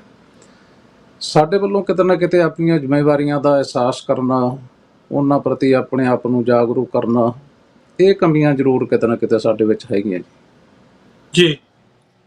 ਜੀ ਸਰਦਾਰ ਰਣਵੀਰ ਸਿੰਘ ਜੀ, ਤੁਸੀਂ ਇਸ ਗੱਲ ਦਾ ਕਿਵੇਂ ਜਵਾਬ ਦਿਓਗੇ? ਹਾਂਜੀ, ਮੈਂ ਜਿਸ ਤਰ੍ਹਾਂ ਭਾਜੀ ਨਿਕ ਸਿੰਘ ਖਾਲਸੇ ਹੋਰਾਂ ਨੇ ਦੱਸਿਆ ਹੀ ਆ ਕਿ ਸਾਡੇ ਗੁਰੂ ਇਤਿਹਾਸ, ਸਾਡੇ ਗੁਰੂ ਸਾਹਿਬਾਨ ਨੇ ਜੋ ਸਾਨੂੰ ਖਜ਼ਾਨਾ ਦਿੱਤਾ, ਉਹਦੇ ਵਿੱਚ ਅਸੀਂ ਕਿਸੇ ਕਿਸਮ ਦੀ ਵੀ ਕੋਈ ਕਮੀ ਉਹਨਾਂ ਨੇ ਸਾਨੂੰ ਨਹੀਂ ਦਿੱਤੀ, ਬਟ ਕਮੀਆਂ ਤਾਂ ਸਾਡੇ ਅੰਦਰ ਨੇ। ਔਰ ਇਹ ਜੀ ਸਾਡਾ ਐਜ ਏ ਕੌਮ ਇਹ ਫਰਜ਼ ਬਣਦਾ ਹੈ ਕਿ ਅਸੀਂ ਉਹਨਾਂ ਦੀ ਪੜਚੋਲ ਕਰੀਏ ਕਿ ਸਾਡੀ ਕਮਜ਼ੋਰੀ ਕਿੱਥੇ ਕਿੱਥੇ ਆਈ ਤੇ ਉਹਦੇ ਉੱਪਰ ਫਿਰ ਅਸੀਂ ਕੰਮ ਕਰੀਏ। ਮੈਂ ਜਿਸ ਤਰ੍ਹਾਂ ਖਾਲਸਾ ਜੀ ਨੂੰ ਜਾਣਦਾ ਹਾਂ ਕਿ ਇਹਨਾਂ ਨੇ ਰਹਿਤ ਮਰਿਆਦਾ ਉੱਪਰ ਜਾਂ ਜੋ ਸਿੱਖ ਸਿਧਾਂਤ ਨੇ ਉਹਨਾਂ ਉੱਪਰ ਅਸੀਂ ਆਪਣੇ ਬੱਚਿਆਂ ਨੂੰ ਆਪਣੇ ਸਮਾਜ ਅੰਦਰ ਕਿਹੜੇ ਕਿਹੜੇ ਸਿਧਾਂਤ ਖੜੇ ਕਰ ਸਕਦੇ ਹਾਂ, ਜਿਹਦੇ ਵਿੱਚ ਅਸੀਂ ਸ਼ੁਰੂਆਤੀ ਤੌਰ ਤੇ ਜਦੋਂ ਅਸੀਂ ਸ਼ੁਰੂਆਤ ਕਰਨੀ ਹੈ ਤਾਂ ਅਸੀਂ ਕੋਈ ਨਾ ਕੋਈ ਪ੍ਰਿੰਸੀਪਲ ਤੇ ਬਣਾਵਾਂਗੇ ਨਾ ਕਿ ਅਸੀਂ ਕਿਸ ਤਰੀਕੇ ਨਾਲ ਬੈਠ ਸਕਦੇ ਹਾਂ। ਸੋ ਜੀ ਉਹਨਾਂ ਉੱਪਰ ਕੰਮ ਕਰਨਾ ਪੰਜਾਬ ਵਿੱਚ ਸ਼ੁਰੂ ਕੀਤਾ ਹੈ, ਜਿੱਥੇ ਬੜੇ ਵੱਡੇ ਲੈਵਲ ਤੇ ਇਹ ਫਿਰੋਜ਼ਪੁਰ ਸਾਈਡ ਤੇ, ਲੁਧਿਆਣੇ, ਤਰਨਤਾਰਨ, ਅੰਮ੍ਰਿਤਸਰ, ਮੋਗਾ ਸਾਈਡ ਤੇ ਇਹ ਆਪਣੀਆਂ ਸੇਵਾਵਾਂ ਦਿੰਦੇ ਨੇ। ਅੱਜ ਆਪਾਂ ਜ਼ਿਆਦਾ ਸਮਾਂ ਇਹਨਾਂ ਤੋਂ ਲਵਾਂਗੇ ਕਿ ਇਹ ਉੱਥੇ ਕਿਹੜੇ ਕਿਹੜੇ ਕਾਰਜ ਕਰਦੇ ਨੇ ਤੇ ਕਿਹੜੇ ਕਿਹੜੇ ਕੰਮ ਨੇ ਜਿਹੜੇ ਇਹਨਾਂ ਨੇ ਵੇਖੇ ਕਿ ਉੱਥੇ ਇਸ ਵੇਲੇ ਉਸ ਤਰੀਕੇ ਨਾਲ ਨਹੀਂ ਕੀਤੇ ਜਾ ਰਹੇ, ਜਿਸ ਤਰੀਕੇ ਨਾਲ ਪੁਰਾਤਨ ਸਮੇਂ ਵਿੱਚ ਸੰਤ ਬਾਬਾ ਗਿਆਨੀ ਕਰਤਾਰ ਸਿੰਘ ਜੀ ਖਾਲਸਾ ਪਿੰਡਾਂ ਵਾਲੇ ਜਾਂ ਉਸ ਤੋਂ ਬਾਅਦ ਜੀ ਸੰਤ ਬਾਬਾ ਜਰਨੈਲ ਸਿੰਘ ਜੀ ਖਾਲਸਾ ਪਿੰਡਾਂ ਵਾਲੇ ਵਹੀਰਾਂ ਘੱਤ ਕੇ ਪਿੰਡਾਂ ਵਿੱਚ ਜਾ ਕੇ ਕੈਂਪ ਲਾਉਂਦੇ ਸਨ, ਸਿੱਖਾਂ ਨੂੰ ਜਾਗਰੂਕ ਕਰਦੇ ਸਨ। ਸਭ ਤੋਂ ਵੱਡੀ ਗੱਲ ਤਾਂ ਇਹ ਨਾ ਕਿ ਇਹ ਅਹਿਸਾਸ ਕਰਨਾ ਕਿ ਸਾਡੇ ਅੰਦਰ ਕਮੀਆਂ ਨੇ, ਕਮਜ਼ੋਰੀਆਂ ਨੇ, ਅਸੀਂ ਇੱਕ ਜੀ ਪਿੰਜਰੇ ਤੇ ਜਕੜੇ ਹੋਏ ਹਾਂ, ਤਾਂ ਜਦ ਤੱਕ ਅਸੀਂ ਐਫਰਟਸ ਨਹੀਂ ਕਰਾਂਗੇ ਉਹਨੂੰ ਸਮਝਣ ਦੇ ਤੇ ਉਹਨੂੰ ਤੋੜਨ ਦੇ, ਉਨੀ ਦੇਰ ਤੱਕ ਜਿਹੜਾ ਇਹ ਸਾਡਾ ਕੌਮੀ ਸੁਧਾਰ ਕਹਿ ਲਓ, ਜਿਹੜਾ ਕੌਮੀ ਗਰੋਥ ਹੈ, ਨੈਸ਼ਨਲ ਬਿਲਡਿੰਗ ਦੀ ਗੱਲ ਕੀਤੀ ਅਸੀਂ ਨਾਰਥ ਅਮਰੀਕਾ 'ਚ ਜਦੋਂ ਦੇ ਵਰਡ ਯੂਜ਼ ਕਰਦੇ ਹਾਂ, ਇਹ ਉਨੇ ਤਰੀਕੇ ਤੱਕ ਸੰਭਵ ਨਹੀਂ ਗੇ ਜਦ ਤੱਕ ਅਸੀਂ ਗੁਰੂ ਸਾਹਿਬ ਨੇ ਤਾਂ ਸਾਨੂੰ ਸਿਧਾਂਤ, ਸਾਨੂੰ ਗੁਰਮਤ, ਸਾਨੂੰ ਗੁਰੂ ਗ੍ਰੰਥ ਸਾਹਿਬ ਸੱਚੇ ਪਾਤਸ਼ਾਹ ਜੀ ਬਖਸ਼ੇ ਨੇ, ਜਿਹੜੇ ਹਮੇਸ਼ਾ ਹੀ ਰਹਿਨੁਮਾਈ ਕਰਦੇ ਨੇ। ਉਹਨਾਂ ਦੀ ਜੀ ਰਹਿਨੁਮਾਈ ਲੈ ਕੇ ਅਸੀਂ ਆਪਣੀ ਕੌਮ ਨੂੰ, ਆਪਣੇ ਆਪ ਨੂੰ ਅਪਲਿਫਟ ਕਿੱਦਾਂ ਕਰਨਾ ਆ, ਉਹਨਾਂ ਬਾਰੇ ਅੱਜ ਆਪਾਂ ਵਿਚਾਰ ਵਟਾਂਦਰਾ ਜਿਹੜਾ ਆ ਉਹ ਭਾਈ ਸਾਹਿਬਾਂ ਨਾਲ ਕਰਾਂਗੇ। ਜੀ ਸੋ ਭਾਈ ਸਾਹਿਬ ਜੀ, ਮੈਂ ਤੁਹਾਨੂੰ ਪੁੱਛਣਾ ਚਾਹੁੰਦਾ ਕਿ ਜਦੋਂ ਦੇਖੋ ਸੁਧਾਰ ਦੀ ਆਪਾਂ ਗੱਲ ਕਰ ਰਹੇ ਹਾਂ, ਸੁਧਾਰ ਦੀ ਉਦੋਂ ਲੋੜ ਹੁੰਦੀ ਹੈ ਜਦੋਂ ਕੋਈ ਕਮੀਆਂ ਹੋਣ। ਸਭ ਤੋਂ ਪਹਿਲਾਂ ਤਾਂ ਆਪਾਂ ਨੂੰ ਇਹ ਆਇਡੈਂਟੀਫਾਈ ਕਰਨਾ ਪਊਗਾ ਕਿ ਕਮੀਆਂ ਕੀ ਨੇ। ਉਹ ਵਾਕਈ ਕਮੀਆਂ ਜਿਹੜੀਆਂ ਉਹ ਸਾਡੀ ਘਾਟ ਕਾਰਨ ਆ ਜਾਂ ਇਸ ਕਰਕੇ ਆ ਵੀ ਅਸੀਂ ਉੱਥੇ ਗੁਲਾਮੀ ਦੇ ਆਲਮ ਦੇ ਵਿੱਚ ਜੀ ਰਹੇ ਹਾਂ? ਜੀ ਕਮੀਆਂ, ਜਿਵੇਂ ਆਪਾਂ ਰਾਜਨੀਤਿਕ ਖੇਤਰ ਦੀ ਗੱਲ ਕਰੀਏ ਨਾ ਜੀ, ਜੀ ਤਾਂ ਸਭ ਤੋਂ ਵੱਡੀ ਗੱਲ ਹੈ ਕਿ ਸਾਡੇ ਰਾਜਨੀਤਿਕ ਅਗਵਾਈ ਕਰਨ ਵਾਲੇ ਲੋਕਾਂ ਵਿੱਚੋਂ ਬਹੁਤੇ ਉਹ ਇਸ ਸੋਚ ਨੂੰ ਹੀ ਛੱਡ ਚੁੱਕੇ ਆ ਕਿ ਸਾਡੀ ਆਪਣੀ ਕੋਈ ਵੱਖਰੀ ਹੋਂਦ ਸੀ, ਸਾਡਾ ਆਪਣਾ ਕੋਈ ਵੱਖਰਾ ਖਿੱਤਾ ਅਸੀਂ ਲੈਣ ਦੀ ਗੱਲ ਕੀਤੀ ਸੀ, ਅਸੀਂ ਕੋਈ ਆਜ਼ਾਦੀ ਨਾਲ ਰਹਿਣ ਦੀ ਗੱਲ ਕੀਤੀ ਸੀ। ਤਾਂ ਕੇਵਲ ਰਾਜ ਸੱਤਾ ਪ੍ਰਾਪਤ ਕਰਨ ਨੂੰ ਹੀ ਜਦੋਂ ਅਸੀਂ ਆਜ਼ਾਦੀ ਸਮਝ ਲੈਂਦੇ ਹਾਂ ਤਾਂ ਸ਼ਾਇਦ ਇਹ ਵੀ ਸਾਡੀ ਇੱਕ ਭੁੱਲ ਹੁੰਦੀ ਆ। ਜੀ ਰਾਜ ਸੱਤਾ ਤਾਂ ਪ੍ਰਾਪਤ ਸਾਨੂੰ ਕਈ ਵਾਰ ਹੋਈ ਆ ਨਾ, ਪਰ ਉਹਨੂੰ ਅਸੀਂ ਆਜ਼ਾਦ ਨਹੀਂ ਕਹਿ ਸਕਦੇ ਕਿ ਅਸੀਂ ਆਜ਼ਾਦੀ ਨਾਲ ਸਭ ਕੁਝ ਕਰ ਸਕੇ। ਜੀ ਤਾਂ ਕਿਤੇ ਨਾ ਕਿਤੇ ਜਿਹੜੀ ਲਾਲਸਾ ਸਾਡੇ ਅੰਦਰ ਕੁਰਸੀ ਦੀ, ਜਦੋਂ ਅਸੀਂ ਪੜ੍ਹਦੇ ਸੀਗੇ ਜਾਂ ਸਟੇਜਾਂ ਤੇ ਅਸੀਂ ਗੱਲਾਂ ਕਰਦੇ ਹਾਂ ਕਿ ਗੁਰੂ ਗੋਬਿੰਦ ਸਿੰਘ ਸਾਹਿਬ ਨੇ ਪੰਥ ਵਸੇ ਮੈਂ ਉਜੜਾ ਮਨ ਚਾਓ ਘਨੇਰਾ ਦੀ ਗੱਲ ਕੀਤੀ, ਤਾਂ ਕਿਤੇ ਨਾ ਕਿਤੇ ਉਹ ਗੱਲ ਸਾਡੇ ਚੋਂ ਮਾਈਨਸ ਹੋ ਗਈ ਕਿ ਅਸੀਂ ਆਪਣੀ ਕੌਮ ਲਈ ਆਜ਼ਾਦੀ ਵੀ ਪ੍ਰਾਪਤ ਕਰਨੀ ਆ। ਇੱਕ ਕੁਰਸੀ ਨਹੀਂ, ਕੇਵਲ ਸੱਤਾ ਨਹੀਂ ਚਾਹੀਦੀ। ਧਾਰਮਿਕ ਖੇਤਰ ਤੋਂ ਵੀ ਸਾਡੇ ਵਿੱਚੋਂ ਜਦੋਂ ਅਸੀਂ ਵੇਖਦੇ ਹਾਂ ਕਿ ਬੜੀਆਂ ਵੱਡੀਆਂ ਸਾਡੀਆਂ ਸੰਸਥਾਵਾਂ ਜੀ, ਪਰ ਜੋ ਸਿਧਾਂਤ, ਜੋ ਨਿਯਮ, ਜੋ ਰਹਿਤ ਮਰਜ਼ਾਦਾ, ਉਹਦੇ ਤੋਂ ਜਦੋਂ ਅਸੀਂ ਪਾਸੇ ਹਟ ਜਾਂਦੇ ਹਾਂ ਤਾਂ ਬਹੁਤੇ ਪੈਸੇ, ਬਹੁਤਾ ਖਰਚਾ, ਉਹਦੇ ਨਾਲ ਕੇਵਲ ਕੌਮਾਂ ਦੀ ਉਸਾਰੀ ਨਹੀਂ ਹੁੰਦੀ ਜਦ ਅਸੀਂ ਸਿਧਾਂਤ ਛੱਡ ਬੈਠੀਏ। ਜੀ ਇਹ ਇੱਕ ਬਾਕੀ ਸਮਝ ਆਪਣੀਆਂ, ਕੋਈ ਮੈਂ ਇੰਨਾ ਬਹੁਤਾ ਸਿਆਣਾ ਨਹੀਂ ਕਿ ਏਡੇ ਵੱਡੇ ਵਿਸ਼ਲੇਸ਼ਣ ਮੈਂ ਕਰ ਸਕਾਂ, ਪਰ ਕਿਤੇ ਨਾ ਕਿਤੇ ਲੱਗਦਾ ਜਿਵੇਂ ਗੁਰੂ ਨਾਨਕ ਦੇਵ ਸਾਹਿਬ ਦੀ ਅਸੀਂ ਨਾ ਸਾਖੀ ਬੜੀ ਵਾਰੀ ਪੜ੍ਹੀ ਤੇ ਸੁਣਾਈ ਆ, ਬੱਚਿਆਂ ਨੂੰ ਵੀ ਯਾਦ ਆ ਵੀ ਉਹਨਾਂ ਨੇ 9 ਸਾਲ ਦੀ ਉਮਰ 'ਚ ਜਨੇਊ ਪਾਉਣ ਤੋਂ ਇਨਕਾਰ ਕਰਤਾ, ਪਰ ਅਸੀਂ ਇਹ ਨਹੀਂ, ਉਹਦਾ ਮੋਰਲ ਨਹੀਂ ਕੱਢ ਸਕੇ ਵੀ ਇਹ ਐਲਾਨ ਸੀ ਕਿ ਸਿੱਖ ਇੱਕ ਵੱਖਰੀ ਕੌਮ ਹੈ। ਜੀ ਜਨੇਊ ਪਾਉਣ ਤੋਂ ਇਨਕਾਰ ਕਰਤਾ, ਇਹ ਤਾਂ ਅਸੀਂ ਸਾਰੇ ਜਾਣਦੇ ਹਾਂ, ਪਰ ਇੱਕ ਐਲਾਨ ਸੀ ਕਿ ਅਸੀਂ ਇੱਕ ਵੱਖਰੀ ਕੌਮ ਹੈ, ਪਰ ਅਸੀਂ ਇਹਨੂੰ ਐਕਸਪਲੇਨ ਨਹੀਂ ਕਰ ਸਕੇ। ਜੀ ਅੱਜ ਵੀ ਬਹੁਤ ਸਾਰੇ ਬਜ਼ੁਰਗਾਂ ਨਾਲ ਵੀ ਕਦੇ ਗੱਲ ਹੁੰਦੀ ਨਾ, ਉਹ ਵੀ ਕਹੀ ਜਾਣਗੇ ਆਪਾਂ ਪਹਿਲਾਂ ਤਾਂ ਹਿੰਦੂ ਹੀ ਹੁੰਦੇ ਸੀ, ਹਿੰਦੂਆਂ ਚੋਂ ਨਿਕਲੇ ਆ, ਤਾਂ ਉੱਥੇ ਕਿਤੇ ਲੱਗਦਾ ਵੀ ਅਸੀਂ ਇਤਿਹਾਸ ਨੂੰ ਪੜ੍ਹਿਆ ਤੇ ਹੈ, ਪਰ ਉਹਦੇ ਮੋਰਲ ਤੋਂ ਅਸੀਂ ਕਿਤੇ ਨਾ ਕਿਤੇ ਪਕਾਈ ਖਾ ਗਏ ਸਮਝਣ 'ਚ। ਜੀ ਤਾਂ ਜਦ ਤੱਕ ਤੇ ਅਸੀਂ ਜੀ ਹਾਂਜੀ ਹਾਂਜੀ ਇਹ ਜਿਹੜੀ ਸਿਚੁਏਸ਼ਨ ਆ ਇਹਦੀ ਵਜ੍ਹਾ ਤੁਸੀਂ ਕੀ ਸਮਝਦੇ ਹੋ? ਇਹ ਜਦੋਂ ਅਸੀਂ ਪੁਰਾਤਨ ਮਿਸਲਾਂ ਦੀ ਜਾਂ ਸਾਡੀ ਜਿਹੜੀ ਸਟਰਗਲ ਆ 18ਵੀਂ ਜੀ ਸਦੀ ਦੀ ਉਹਦੀ ਗੱਲ ਕਰਦੇ ਆ, ਜੇ ਜਿਨ੍ਹਾਂ ਘੱਲੂਘਾਰਿਆਂ ਦੇ ਵਿੱਚੋਂ ਲੰਘ ਕੇ ਅਸੀਂ ਇੱਕ ਰਾਜ ਭਾਗ ਤੱਕ ਗਏ ਤੇ ਉਸ ਜੀ ਤੋਂ ਬਾਅਦ ਅਸੀਂ ਦੁਬਾਰਾ ਜਦੋਂ ਗੁਲਾਮ ਹੁੰਨੇ ਆ 1849 ਦੇ ਵਿੱਚ, ਇਹ ਜਿਹੜੀ ਘਾਟ ਆ ਇਹ ਉਦੋਂ ਆਣੀ ਸ਼ੁਰੂ ਹੋਈ ਕਿ ਅਸੀਂ ਆਪਣੀਆਂ ਜੜ੍ਹਾਂ ਤੋਂ ਟੁੱਟੇ, ਅਸੀਂ ਆਪਣੇ ਮੇਨ ਅਕੀਦੇ ਤੋਂ ਟੁੱਟੇ ਆ, ਜਾਂ ਫਿਰ ਇਹਦੀ ਕੀ ਵਜ੍ਹਾ ਤੁਸੀਂ ਦੇਖਦੇ ਹੋ ਕਿ ਇਹ ਕਰੈਕਟਰ ਕਿਵੇਂ ਜਿਹੜਾ ਇਹ ਬਦਲ ਗਿਆ ਸਾਡਾ? ਜਦੋਂ ਅਸੀਂ ਮਿਸਲਾਂ ਦੀ ਗੱਲ ਪੜ੍ਹਦੇ ਹਾਂ ਨਾ ਜੀ, ਉੱਥੇ ਉਹਨਾਂ ਦੀ ਸਫਲਤਾ ਦੇ ਪਿੱਛੇ ਇੱਕ ਬੜਾ ਵੱਡਾ ਰਾਜ ਸੀ ਕਿ ਬੇਸ਼ੱਕ ਉਹ ਵੱਖ-ਵੱਖ ਹਿੱਸਿਆਂ 'ਚ ਜਥਿਆਂ 'ਚ ਰਹਿ ਕੇ ਕੰਮ ਕਰਦੇ ਸੀ, ਜੀ ਪਰ ਉਹਨਾਂ 'ਚ ਕੌਮੀ ਭਾਵਨਾ ਬੜੀ ਪੱਕੀ ਸੀ। ਜੀ ਅੱਜ ਸਾਡੇ 'ਚੋਂ ਕੌਮੀਅਤ ਜਿਹੜੀ ਆ ਜੀ, ਉਹਦੇ 'ਚ ਕਿਤੇ ਨਾ ਕਿਤੇ ਘਾਟ ਆ ਗਈ। ਅਸੀਂ ਨਿੱਜ ਤੱਕ ਸੀਮਿਤ ਹੋ ਗਏ, ਆਪਣੇ ਜਥੇ ਤੱਕ, ਆਪਣੀ ਜਥੇਬੰਦੀ ਤੱਕ, ਆਪਣੀ ਸੰਪਰਦਾ ਤੱਕ। ਜਦ ਸਾਡੇ 'ਚੋਂ ਇਹ ਨਿੱਜਤਾ ਖਤਮ ਹੋਊਗੀ ਨਾ ਕਿ ਮੈਂ ਕੌਮ ਲਈ ਕੁਛ ਕਰਨਾ, ਤਾਂ ਉੱਥੇ ਜਿਹੜੇ ਇਹ ਵੱਖ-ਵੱਖ ਚੱਲਣ ਦੇ ਜਾਂ ਇੱਕ ਦੂਜੇ ਨੂੰ ਹੀ ਟਿੱਬੀ ਲਾਉਣ ਦੇ, ਜਿਵੇਂ ਸਿੱਖਾਂ 'ਚ ਅਕਸਰ ਇਹ ਵੇਖੀਦਾ ਆਪਣੀ ਕੌਮ 'ਚ, ਕਿ ਅਸੀਂ ਨਿੱਜ ਲਈ ਕਈ ਵਾਰੀ ਉੱਥੇ ਕੌਮੀ ਹਿੱਤਾਂ ਨੂੰ ਕੁਰਬਾਨ ਕਰ ਦਿੰਦੇ ਆ। ਤਾਂ ਜਦ ਜੀ ਤੱਕ ਸਾਡੇ ਤੋਂ ਨਿੱਜ ਭਾਰੂ ਰਹੂਗਾ ਨਾ, ਉਦੋਂ ਤੱਕ ਕੌਮੀ ਹਿੱਤ ਦੂਜੇ ਨੰਬਰ ਤੇ ਰਹਿ ਜਾਂਦੇ। ਗੱਲ ਅਸੀਂ ਕੌਮੀ ਹਿੱਤਾਂ ਤੋਂ ਸ਼ੁਰੂ ਕਰਦੇ ਆ, ਪਰ ਕਿਤੇ ਨਾ ਕਿਤੇ ਨਿੱਜ ਤੇ ਆ ਕੇ ਖੜ ਜਾਂਦੀ ਆ। ਜੀ ਤੋ ਉਹਨਾਂ ਸਮਿਆਂ 'ਚ ਇੱਕ ਭਾਵਨਾ ਸੀਗੀ ਕਿ ਉੱਥੇ ਕੌਮੀਅਤ ਨੂੰ ਮੁੱਖ ਰੱਖਿਆ ਜਾਂਦਾ ਸੀ ਕਿ ਸਾਡੀ ਕੌਮ ਦੀ ਚੜ੍ਹਦੀ ਕਲਾ ਹੋਵੇ, ਇਸ ਲਈ ਉਹ ਆਪਣੇ ਨਿੱਜੀ ਹਿੱਤਾਂ ਨੂੰ ਬਹੁਤ ਵਾਰੀ ਛੱਡ ਦਿੰਦੇ ਸੀ। ਜੀ ਤੋ ਅੱਜ ਵੀ ਸਾਨੂੰ ਇਸ ਤੇ ਗੌਰ ਕਰਨ ਦੀ ਲੋੜ ਹੈ, ਪਰ ਇਹ ਸੰਭਵ ਤਾਂ ਹੋ ਸਕੂਗਾ ਜੇ ਅਸੀਂ ਗੁਰੂ ਸਾਹਿਬ ਨੇ ਜਿਹੜਾ ਸਾਨੂੰ ਸੁਮੇਲ ਬਖਸ਼ਿਆ ਨਾ ਸੰਤ ਅਤੇ ਸਿਪਾਹੀ ਦਾ, ਜੀ ਅੱਜ ਸਾਡੇ 'ਚ ਸਿਪਾਹੀ ਵਾਲਾ ਜਿਹੜਾ ਸਪਿਰਿਟ ਉਹ ਤਾਂ ਪੂਰਾ ਕਾਇਮ ਹੈ ਜੀ, ਉਹਦੇ 'ਚ ਕੋਈ ਕਮੀ ਨਹੀਂ ਹੈ।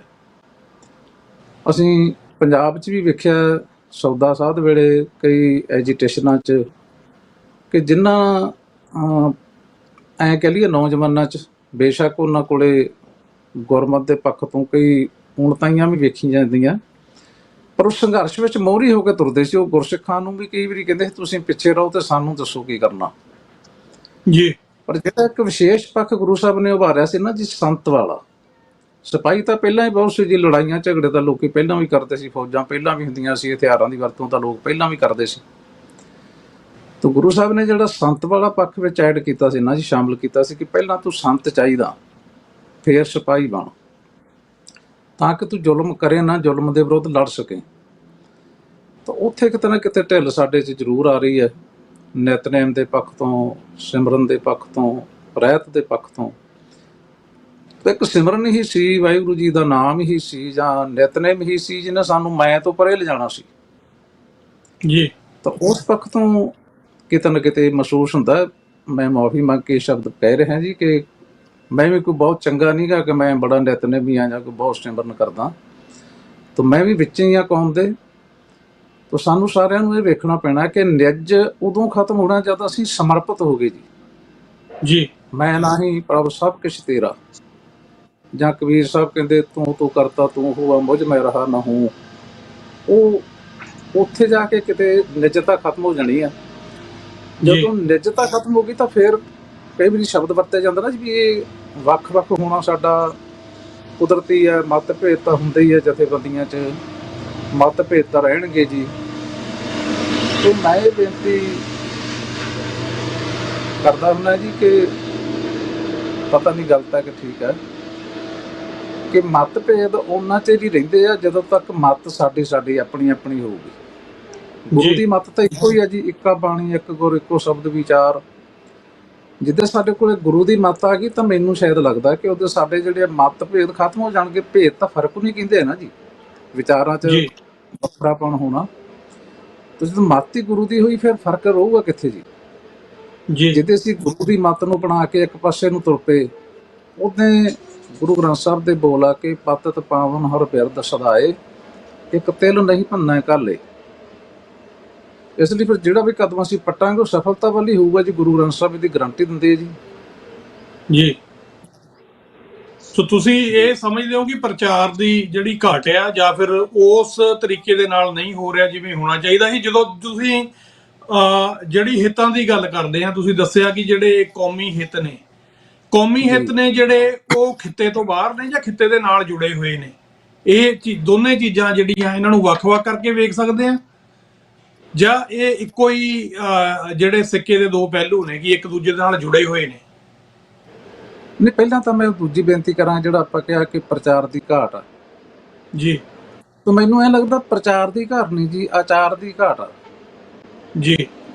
ਪ੍ਰਚਾਰ ਬਹੁਤ ਹੋ ਰਿਹਾ, ਪਰ ਮੈਂ ਵੀ ਮਹਿਸੂਸ ਕਰਦਾ ਮੇਰੇ ਆਪਣੇ ਜੀਵਨ ਵੱਲ ਮੈਂ ਵੇਖਦਾ ਜਦੋਂ ਕਿ ਬਹੁਤ ਕਮੀਆਂ ਮੇਰੇ 'ਚ ਵੀ, ਜਿਹੜੀਆਂ ਗੱਲਾਂ ਮੈਂ ਕਰਦਾ ਉਹਦੇ ਨਾਲ ਮੈਚ ਨਹੀਂ ਕਰਦੀਆਂ ਮੇਰੀ ਜ਼ਿੰਦਗੀ ਦੀਆਂ। ਤਾਂ ਜਦੋਂ ਅਸੀਂ ਵਿਚਾਰ ਅਤੇ ਆਚਾਰ ਦੋਹਾਂ ਦਾ ਸੁਮੇਲ ਕਰਾਂਗੇ ਨਾ ਜੀ, ਇਹ ਗੱਲ ਜਿਹੜੀ ਉਹ ਅਸਲ ਰਾਹ ਤੇ ਆਉਣੀ, ਜਿਹੜਾ ਰਾਹ ਗੁਰੂ ਸਾਹਿਬ ਨੇ ਸਾਨੂੰ ਗੁਰਮਤਿ ਕਰਕੇ ਰਾਹ ਵਿਖਾਇਆ। ਜੀ। ਬਾਕੀ ਕੌਮ ਅਤੇ ਉਹਦੇ ਹਿੱਤਾਂ ਦੀ ਗੱਲ, ਖਿੱਤੇ ਦੀ ਗੱਲ, ਇਹਨੂੰ ਵੱਖ-ਵੱਖ ਕਰਕੇ ਨਹੀਂ ਵੇਖਿਆ ਜਾ ਸਕਦਾ ਜੀ। ਪਿੰਜਰੇ 'ਚ ਪਏ ਤੋਤੇ ਦੀ ਗੱਲ ਭਾਈ ਸਾਹਿਬ ਉਹਨਾਂ ਨੇ, ਆਪਾਂ ਕਵਿਤਾਵਾਂ 'ਚ ਪੜ੍ਹਦੇ ਰਹੇ ਹਾਂ, ਸਕੂਲਾਂ 'ਚ ਪੜ੍ਹਦੇ ਹੋਏ। ਤੋ ਬੇਸ਼ੱਕ ਪਿੰਜਰੇ 'ਚ ਪਏ ਤੋਤੇ ਨੂੰ ਵੀ ਚੂਰੀ ਤਾਂ ਮਿਲਦੀ ਹੈ ਜੀ। ਜੀ। ਉਹਦੇ ਨਾਲ ਪਿੰਜਰੇ 'ਚ ਪਾਉਣ ਵਾਲੇ ਲੋਕ ਗੱਲਾਂ ਵੀ ਕਰਦੇ ਆ ਜੀ ਬੜੀਆਂ ਹੱਸ-ਹੱਸ ਕੇ, ਪਰ ਜਿਹੜੀ ਕੈਦ ਆ ਨਾ ਜੀ, ਉਹ ਤੁਹਾਡੀਆਂ ਜਿਹੜੀਆਂ ਭਾਵਨਾਵਾਂ, ਤੁਹਾਡੇ ਜਿਹੜੇ ਵਲਵਲੇ, ਉਹਨਾਂ ਨੂੰ ਤਾਂ ਖਤਮ ਕਰਕੇ ਰੱਖ ਦਿੰਦੀ ਹੈ ਜੀ। ਚੂਰੀ ਤਾਂ ਤੁਸੀਂ ਖਾ ਸਕਦੇ ਹੋ, ਪਰ ਤੁਸੀਂ ਆਪਣੀਆਂ ਭਾਵਨਾਵਾਂ ਤੇ ਵਲਵਲਿਆਂ ਨੂੰ ਪੂਰਾ ਨਹੀਂ ਕਰ ਸਕਦੇ। ਤਾਂ ਕਿਤੇ ਨਾ ਕਿਤੇ ਕੌਮੀ ਹਿੱਤ ਵੀ ਸੁਰੱਖਿਅਤ ਤਾਂ ਹੀ ਹੋਣੇ ਜੇ ਕੌਮੀ ਖਿੱਤਾ ਸਾਡੇ ਕੋਲ ਹੋਵੇ ਕੋਈ। ਜੀ। ਜੀ। ਇਸ ਕਰਕੇ ਇਹਨਾਂ ਦੋਵਾਂ ਨੂੰ ਵੱਖ-ਵੱਖ ਕਰਕੇ ਵੇਖਿਆ ਨਹੀਂ ਜਾ ਸਕਦਾ ਜੀ, ਮੇਰੇ ਖਿਆਲ।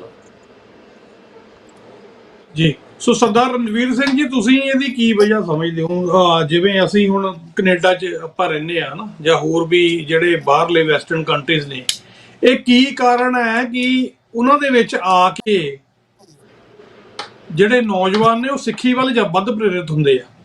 ਅੱਜ ਕੱਲ੍ਹ ਦਾ ਜੇ ਅਸੀਂ ਮਾਹੌਲ ਐਨਾਲਾਈਜ਼ ਕਰਨਾ ਹੋਵੇ ਨਾ ਕਿ ਸਾਡੇ ਪੰਜਾਬ ਦੇ ਵਿੱਚ ਕਿਸ ਤਰ੍ਹਾਂ ਦਾ ਜਾਂ ਇੱਥੇ ਕਿਸ ਤਰ੍ਹਾਂ ਦਾ, ਇੱਕ ਸਮਾਂ ਹੁੰਦਾ ਸੀ ਕਿ ਉੱਥੋਂ ਆ ਕੇ ਲੋਕ ਜਿਹੜੇ ਆ ਉਹ ਕਈ ਵਾਰੀ ਕੇਸ ਕਤਲ ਕਰਾ ਦਿੰਦੇ ਸੀ ਜਾਂ ਸੂਬ ਤੋਂ ਲੰਬੇ ਹੋ ਜਾਂਦੇ ਸੀ। ਬਟ ਹੁਣ ਜਿਹੜਾ ਆ ਉਹ ਅਦਰਵਾਈਜ਼ ਹੋ ਗਿਆ ਸਿਸਟਮ, ਕਿ ਥੋੜੇ ਚਿਰ 'ਚ ਹੀ ਉਹ ਜੇ ਉਹ ਆਪ ਨਹੀਂ ਤਾਂ ਘੱਟੋ ਘੱਟ ਇਹ ਮੇਕ ਸ਼ੋਰ ਜ਼ਰੂਰ ਕਰਦੇ ਆ ਕਿ ਬੱਚਿਆਂ ਨੂੰ ਸਰੂਪ ਦੇ ਵਿੱਚ ਰੱਖਿਆ ਜਾਵੇ। ਇਹ ਜਿਹੜੀ ਚੇਂਜ ਆ, ਇਹਦੇ ਕੀ ਕਾਰਨ ਨੇ? ਜਿਹੜਾ ਮਨਵੀਰ ਸਿੰਘ ਜੀ, ਇੱਕ ਸਭ ਤੋਂ ਵੱਡਾ ਕਾਰਨ ਉਹਦੇ ਵਿੱਚ ਮੈਂ ਸਮਝਦਾ ਹਾਂ, ਉਹ ਇਹ ਆ ਕਿ ਜਦੋਂ ਜਿਹੜਾ ਵੀ ਪਰਿਵਾਰ, ਜਿਹੜਾ ਵੀ ਸਿੱਖ, ਚਾਹੇ ਉਹ ਨਾਰਥ ਅਮਰੀਕਾ 'ਚ ਹੈ, ਚਾਹੇ ਉਹ ਆਸਟ੍ਰੇਲੀਆ, ਨਿਊਜ਼ੀਲੈਂਡ, ਯੂਰਪ 'ਚ ਬੈਠਾ ਆ, ਉਹ ਇਹ ਮਹਿਸੂਸ ਕਰਦਾ ਹੈ ਕਿ ਸਾਡੀ ਹੋਂਦ ਨੂੰ ਖਤਰਾ ਹੈ।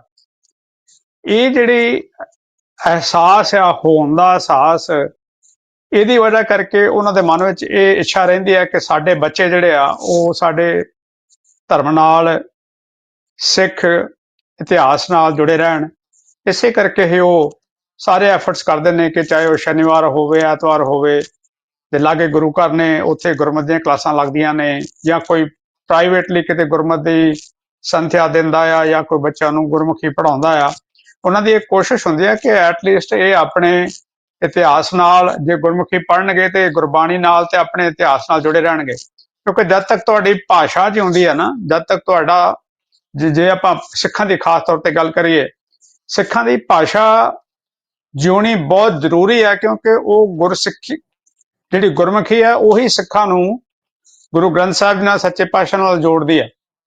ਇਹੀ ਇੱਕ ਅਹਿਸਾਸ ਜਿਹੜਾ ਮੈਂ ਮਹਿਸੂਸ ਕਰਦਾ ਹਾਂ ਕਿ ਬਾਹਰਲੇ ਸਿੱਖਾਂ ਅੰਦਰ ਇਹ ਅਹਿਸਾਸ ਹੈ ਕਿ ਜੇ ਅਸੀਂ ਗੁਰਮੁਖੀ ਜਿਹੜੀ ਆ ਜਾਂ ਸਿੱਖ ਇਤਿਹਾਸ ਉਹ ਆਪਣੇ ਬੱਚਿਆਂ ਨੂੰ ਦੱਸਾਂਗੇ ਤਾਂ ਉਹ ਆਪਣੇ ਸਿੱਖ ਗੁਰੂਆਂ ਦੀ ਦਿੱਤੀ ਹੋਈ ਮਰਿਆਦਾ ਤੇ ਗੁਰਸਿੱਖੀ ਨਾਲ ਜੁੜੇ ਰਹਿਣਗੇ। ਇਹਦਾ ਕਰਕੇ ਬਹੁਤ ਸਾਰੇ ਬੱਚੇ ਜਦੋਂ ਉਹਨੂੰ ਸਮਝਦੇ ਵੀ ਨੇ। ਦੂਜਾ ਇੱਕ ਅਹਿਸਾਸ ਜਿਹੜਾ ਸਭ ਤੋਂ ਵੱਡਾ ਉਹ ਹੈਗਾ ਇੰਡੀਪੈਂਡੈਂਸ ਦਾ ਅਹਿਸਾਸ, ਉਹਨਾਂ ਦੇ ਆਜ਼ਾਦ ਵਿਚਾਰਾਂ ਦਾ ਅਹਿਸਾਸ। ਉਹਨਾਂ ਦੇ ਉੱਪਰ ਕੋਈ ਦੂਜਾ ਵਿਚਾਰ ਥੋਪਿਆ ਨਹੀਂ ਜਾ ਸਕਦਾ ਇੱਥੇ। ਮੈਂ ਇੱਥੇ ਇੱਕ ਤੁਹਾਨੂੰ ਨਿੱਕੀ ਜਿਹੀ ਉਦਾਹਰਨ ਦੇਵਾਂਗਾ ਕਿ ਸੁਰ ਸਿੰਘ ਤੋਂ ਬਾਬਾ ਬਿਧੀ ਚੰਦ ਦਲ ਸਿੰਘ ਸ਼ਾਸਤਰ ਲੈ ਕੇ ਆਏ ਤੇ ਉਹਨਾਂ ਨੇ ਸ਼ਾਸਤਰਾਂ ਦੀ ਪ੍ਰਦਰਸ਼ਨੀ ਕੀਤੀ ਗੁਰਦੁਆਰਿਆਂ ਦੇ ਅੰਦਰ, ਤੇ ਇੱਕ ਤੇਗੇ ਦੇ ਦਰਸ਼ਨ ਕਰਾਏ ਸਿੰਘ ਨੇ, ਤੇ ਉਹ ਕਹਿੰਦਾ ਜੀ ਕਿ ਇਹ ਉਹ ਤਲਵਾਰ ਆ ਜਿਹਦੇ ਨਾਲ ਗੁਰੂ ਸਾਹਿਬ ਨੇ ਪੈਂਡੇ ਖਾਂ ਦਾ ਆਧਾਰ ਕੀਤਾ ਸੀ, ਤੇ ਇਹ ਫਲਾਣੇ ਸਿੱਖਾਂ ਨੇ ਫਲਾਣੇ ਜਗ੍ਹਾ ਤੋਂ ਇਹ ਭੇਟ ਕੀਤੀ ਸੀ। ਤੇ ਉੱਥੇ ਬੱਚੇ ਸਨ ਇੱਥੋਂ ਟਰਾਂਟੋ ਦੇ, ਤੇ ਉਹਨਾਂ ਕਿਹਾ ਜੀ ਕਿ ਬਾਬਾ ਜੀ ਦੇ ਉੱਪਰ ਕੀ ਲਿਖਿਆ ਆ? ਤੇ ਉਹ ਕਹਿੰਦਾ ਜੀ ਕਿਤੇ ਫਾਰਸੀ 'ਚ ਲਿਖਿਆ ਆ ਕਿ ਇਹਨਾਂ ਨੇ ਭੇਟ ਕੀਤੀ ਸੀ। ਤਾਂ ਉਹਨਾਂ ਨੇ ਕਿਹਾ ਕਿ ਬਾਬਾ ਜੀ ਤੁਹਾਨੂੰ ਫਾਰਸੀ ਆਉਂਦੀ ਆ? ਉਹ ਕਹਿੰਦੇ ਜੀ ਮੈਨੂੰ ਤੇ ਆਉਂਦੀ ਨਹੀਂ। ਕਹਿੰਦੇ ਫਿਰ ਤੁਸੀਂ ਕਿਦਾਂ ਕਹਿ ਰਹੇ ਹੋ ਕਿ ਇੱਥੇ ਆ ਲਿਖਿਆ ਆ? ਸੋ ਅਗਲੇ ਦਿਨ ਉਹ ਬੱਚੇ ਫਾਰਸੀ ਜਾਣਨ ਵਾਲੇ ਬੰਦੇ ਨੂੰ ਲੈ ਕੇ ਆਏ ਤੇ ਉਹਨਾਂ ਨੇ ਪੜ੍ਹਾਇਆ, ਤੇ ਜਦੋਂ ਮੇਕ ਸ਼ੋਰ ਕੀਤਾ ਕਿ ਹਾਂ ਵਾਕਿਆ ਜੋ ਬਾਬਾ ਜੀ ਕਹਿੰਦੇ ਨੇ, ਸਿੰਘ ਕਹਿੰਦੇ ਨੇ, ਉਹੀ ਲਿਖਿਆ ਹੋਇਆ। ਸੋ ਇਹ ਜਿਹੜੀ ਇੱਕ ਇੰਡੀਪੈਂਡੈਂਟ ਸੋਚ ਆ, ਜਿਹੜੀ ਆਜ਼ਾਦ ਸੋਚ ਇੱਥੇ ਮਿਲੀ ਹੋਈ ਆ ਯੂਰਪ ਅੰਦਰ, ਨਾਰਥ ਅਮਰੀਕਾ ਅੰਦਰ, ਆਸਟ੍ਰੇਲੀਆ, ਨਿਊਜ਼ੀਲੈਂਡ ਅੰਦਰ, ਜਾਂ ਹੋਰ ਬਾਕੀ ਆਜ਼ਾਦ ਮੁਲਕਾਂ ਅੰਦਰ, ਜਿੱਥੇ ਲੋਕਾਂ ਨੂੰ ਮਾਨਸਿਕ ਤੌਰ ਤੇ ਗੁਲਾਮ ਬਣਾ ਕੇ ਨਹੀਂ ਰੱਖਿਆ ਜਾਂਦਾ, ਉਹਦੀ ਵਜ੍ਹਾ ਕਰਕੇ ਵੀ ਸਿੱਖਾਂ ਦੇ ਅੰਦਰ ਆਪਣੇ ਆਪ ਨੂੰ ਪ੍ਰਫੁੱਲਤ ਕਰਨ ਦਾ ਇਹ ਇੱਕ ਚਾਅ ਜਜ਼ਬਾ ਇਹਨਾਂ ਦੇਸ਼ਾਂ ਅੰਦਰ ਹੈ। ਇਹ ਮੈਂ ਮਹਿਸੂਸ ਕਰਦਾ ਹਾਂ। ਬਾਕੀ ਸਿੰਘ ਚਾਹੋ ਤੁਸੀਂ ਹੋਰ ਤਰੀਕੇ ਨਾਲ ਭਾਵੇਂ ਮਹਿਸੂਸ ਕਰਦੇ ਹੋ, ਮੇਰੇ ਅੰਦਰ ਹੈ ਕਿ ਜੇ ਅਸੀਂ ਪੁਰਾਤਨ ਸਮਿਆਂ ਦੀ ਗੱਲ ਵੀ ਕਰਦੇ ਹਾਂ, ਕਰਤਾਰ ਸਿੰਘ ਸਰਾਭਾ ਦੀ ਗੱਲ ਵੀ ਕਰਦੇ ਹਾਂ ਕਿਸੇ ਵੇਲੇ, ਅਸੀਂ ਉਹਨਾਂ ਦੇ ਅੰਦਰ ਇਹ ਅਹਿਸਾਸ ਇਸ ਕਰਕੇ ਆਇਆ ਕਿ ਉਹਨਾਂ ਨੇ ਆਜ਼ਾਦ ਲੋਕਾਂ ਵਿੱਚ ਵਿਚਰ ਕੇ ਦੇਖਿਆ। ਇੱਥੇ ਅਸੀਂ ਆਜ਼ਾਦ ਲੋਕਾਂ ਵਿੱਚ ਵਿਚਰਦੇ ਹਾਂ, ਇਸ ਕਰਕੇ ਸਾਡੀ ਜਿਹੜੀ ਸੋਚ ਆ ਉਹ ਆਜ਼ਾਦ ਆ। ਇਸੇ ਕਰਕੇ ਅਸੀਂ ਆਪਣੇ ਖਿੱਤੇ ਦੀ ਗੱਲ ਕਰਦੇ ਹਾਂ, ਆਪਣੇ ਘਰ ਦੀ ਗੱਲ ਕਰਦੇ ਹਾਂ। ਸੋ ਇਹ ਚੀਜ਼ਾਂ ਨੇ ਜਿਹੜੀਆਂ ਸਿੱਖਾਂ ਨੂੰ ਆਜ਼ਾਦ ਸੋਚ, ਕਿਉਂਕਿ ਗੁਰੂ ਮਹਾਰਾਜ ਨੇ ਉਹਨਾਂ ਨੂੰ ਬਖਸ਼ੀ ਆਜ਼ਾਦ ਸੋਚ ਸੀ, ਜਦੋਂ ਉਹ ਸੁਮੇਲ ਦੇਖਦੇ ਨੇ ਗੁਰੂ ਸਾਹਿਬ ਦੀ ਸੋਚ ਬਖਸ਼ਿਸ਼ ਦਾ ਤੇ ਇਥੋਂ ਦੇ ਅਧਿਕਾਰਾਂ ਦਾ, ਤੇ ਫਿਰ ਉਹ ਆਪਣੇ ਜਜ਼ਬੇ, ਆਪਣੀ ਸਿੱਖੀ ਵੱਲ ਨੂੰ ਉਹ ਜ਼ਿਆਦਾ ਜਾਂਦੇ ਨੇ। ਜੀ ਤਾਂ ਭਾਈ ਗੁਰਨੇਕ ਸਿੰਘ ਜੀ, ਜਿਹੜਾ ਭਾਈ ਰਣਵੀਰ ਸਿੰਘ ਹੁਣਾਂ ਨੇ ਗੱਲ ਕੀਤੀ ਆ ਕਿ ਗ੍ਰਾਸ ਰੂਟ ਐਜੂਕੇਸ਼ਨ ਦੀ, ਕਿ ਗੁਰਮੁਖੀ ਦੀਆਂ ਕਲਾਸਾਂ, ਸੰਥਿਆ ਦੀਆਂ ਕਲਾਸਾਂ ਜਾਂ ਗੁਰੂ ਇਤਿਹਾਸ ਦੀਆਂ ਕਲਾਸਾਂ ਇੱਥੇ ਆਮ ਨੇ ਗੁਰਦੁਆਰਿਆਂ ਦੇ ਵਿੱਚ, ਆਨਲਾਈਨ ਵੀ ਬਹੁਤ ਕੁਝ ਹੋ ਰਿਹਾ। ਪੰਜਾਬ ਦੇ ਵਿੱਚ ਕੋਈ ਇਹੋ ਜਿਹਾ ਮਾਹੌਲ ਹੈ? ਕਿਉਂਕਿ ਜਿੱਥੇ ਉੱਥੇ ਸਕੂਲਾਂ ਦੇ ਵਿੱਚ ਵੀ ਜਿਹੜੀ ਆ ਪੰਜਾਬੀ ਤੇ ਗੁਰਮੁਖੀ ਤੇ ਇੱਕ ਤਰ੍ਹਾਂ ਦੀ ਰੋਕ ਲਾਈ ਜਾਂਦੀ ਆ, ਤੇ ਫਿਰ ਉੱਥੇ ਕੀ ਉਪਰਾਲੇ ਹੋਣੇ ਚਾਹੀਦੇ ਨੇ ਜਾਂ ਹੋ ਰਹੇ ਨੇ ਕਿ ਬੱਚਿਆਂ ਦੇ ਵਿੱਚ ਜਿਹੜੀ ਆ ਗੁਰਮੁਖੀ ਆ ਜਾਂ ਗੁਰਬਾਣੀ ਆ, ਗੁਰ ਇਤਿਹਾਸ ਆ, ਉਹਦੇ ਅਨੁਸਾਰ ਜਿਹੜੀ ਆ ਉਹ ਖਿੱਚ ਪੈਦਾ ਹੋ ਸਕੇ, ਜਾਂ ਉਹਨਾਂ ਨੂੰ ਉਹ ਮਾਹੌਲ ਆ ਜਿਹੜਾ ਉਹ ਪ੍ਰੋਵਾਈਡ ਕੀਤਾ ਜਾ ਸਕੇ। ਪੰਜਾਬ 'ਚ ਕੋਈ ਇਹੋ ਜਿਹੀ ਪੋਸੀਬਿਲਿਟੀ ਹੈਗੀ ਹੈ ਜੀ? ਮੈਂ ਇਹ ਬੇਨਤੀ ਕਰਨ ਲੱਗਾ ਸੀ ਭਾਈ ਰਣਵੀਰ ਸਿੰਘ ਹੋਰਾਂ ਦੀ ਗੱਲ ਸੁਣ ਕੇ ਜੀ, ਕਿ ਇੱਕ ਤਾਂ ਨਾ ਜੀ ਗੁਰਮੁਖੀ ਵੱਲ ਸਾਡਾ ਰੁਝਾਨ ਵਧੇ, ਸਾਨੂੰ ਇਹ ਗੱਲ ਸਮਝਣੀ ਪੈਣੀ ਆ ਕਿ ਬਹੁਤਾ ਪੰਜਾਬ 'ਚ ਵੀ ਇੰਗਲਿਸ਼ ਮੀਡੀਅਮ ਸਕੂਲਾਂ ਵੱਲ ਬੱਚਿਆਂ ਨੂੰ ਜਿਹੜਾ ਉਹ ਬਹੁਤਾ ਭੇਜਣ ਤੇ ਜ਼ੋਰ ਦਿੱਤਾ ਜਾਂਦਾ। ਬੇਸ਼ੱਕ ਖਰਚੇ ਵੀ ਵੱਧ ਪੈਂਦੇ ਆ ਜੀ, ਪਰ ਸਾਨੂੰ ਇੱਕ ਭੁਲੇਖਾ ਜਿਹੜਾ ਕੱਢਣਾ ਚਾਹੀਦਾ ਕਿ ਜੇ ਅਸੀਂ ਅੰਗਰੇਜ਼ੀ ਸਿੱਖਦੇ ਹਾਂ ਤਾਂ ਸਿੱਖਣੀ ਚਾਹੀਦੀ। ਗੁਰੂ ਸਾਹਿਬ ਨੇ ਤਾਂ ਕਿਸੇ ਭਾਸ਼ਾ ਤੇ ਕੋਈ ਪਾਬੰਦੀ ਲਾਈ ਨਹੀਂ ਜੀ, ਵੱਧ ਤੋਂ ਵੱਧ ਭਾਸ਼ਾ ਸਿੱਖ ਪੜ੍ਹ ਸਕਦਾ ਜੀ।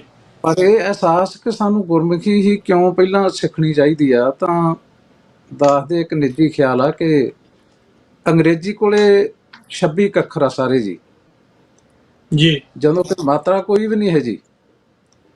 ਸਾਡੇ ਕੋਲੇ 35 ਅੱਖਰ ਹੈ, ਤੇ ਹੁਣ ਅਸੀਂ ਇੱਕ ਨਵਾਂ ਵਿੱਚ ਸ਼ਾਮਲ ਕਰ ਲਿਆ ਲੱਲੇ ਪੈਰ ਬਿੰਦੀ ਨੂੰ, ਤਾਂ 36 ਹੋ ਗਏ ਹੈ ਜੀ। ਨਾਲ ਇਹਦੇ 12-14 ਸਾਡੇ ਕੋਲੇ ਮਾਤਰਾ ਹੈ ਜੀ, ਅਰਧ ਅੱਖਰਾਂ ਨੂੰ ਨਾਲ ਗਿਣ ਲਈਏ ਤਾਂ ਜਿਹੜੀ ਗੱਲ ਗੁਰੂ ਸਾਹਿਬ ਨੇ ਸਾਨੂੰ 36 ਅੱਖਰਾਂ ਸਮਝਾਈ ਹੈ, 12-14 ਨਾਲ ਮਾਤਰਾ ਲਾ ਕੇ ਅੱਧੇ ਅੱਖਰ ਦੇ ਕੇ ਸਮਝਾਈ, ਉਹ 26 ਅੱਖਰਾਂ 'ਚ ਤਾਂ ਕਹੀ ਨਹੀਂ ਜਾ ਸਕਦੀ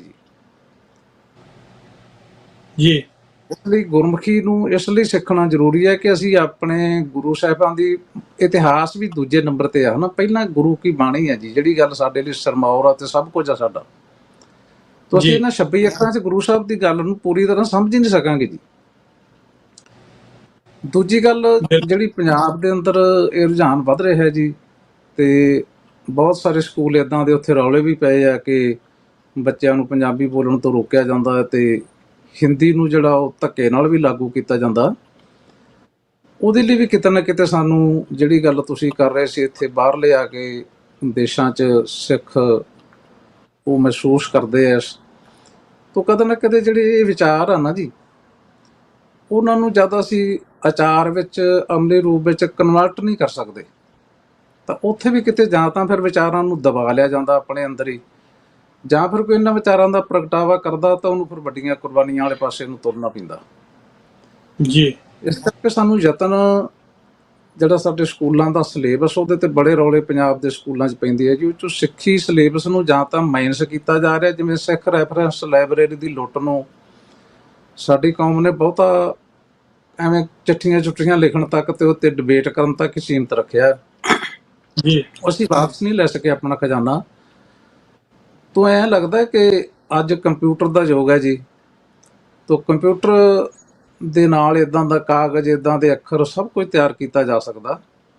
ਤੋਂ ਸਾਡੇ ਇਤਿਹਾਸ ਨੂੰ, ਵਿਰਸੇ ਨੂੰ ਵਿਗਾੜਨ ਦੀ ਇੱਛਾ ਨਾਲ ਹੀ ਤੇ ਸੱਚ ਨੂੰ, ਜਿਵੇਂ ਬੜੇ ਹਿਸਟੋਰੀਕਲ ਤੇ ਬੜੇ ਪਾਵਰਫੁਲ ਪੁਆਇੰਟ ਆ, ਬਾਬਾ ਦੀਪ ਸਿੰਘ ਜੀ ਦੀ ਸ਼ਹਾਦਤ ਵਰਗੇ, ਬਾਬਾ ਨੌ ਸਿੰਘ ਜੀ ਦੀ ਸ਼ਹਾਦਤ ਵਰਗੇ, ਹੈ ਨਾ, ਭਾਈ ਮਨੀ ਸਿੰਘ ਜੀ ਹੁਣਾਂ ਦਾ ਬੰਦ ਕੱਟ ਦੇਣਾ, ਬਹੁਤ ਨੇ ਭਰਿਆ ਪਿਆ ਸਾਡਾ ਇਤਿਹਾਸ ਜੀ।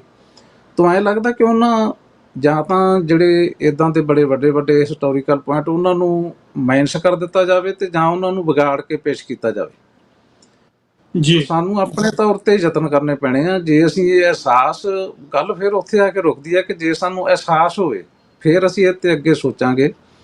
ਕੋਈ ਸਾਨੂੰ ਸਰਕਾਰਾਂ ਤੋਂ ਆਸ ਰੱਖਣੀ ਵੀ ਨਹੀਂ ਚਾਹੀਦੀ।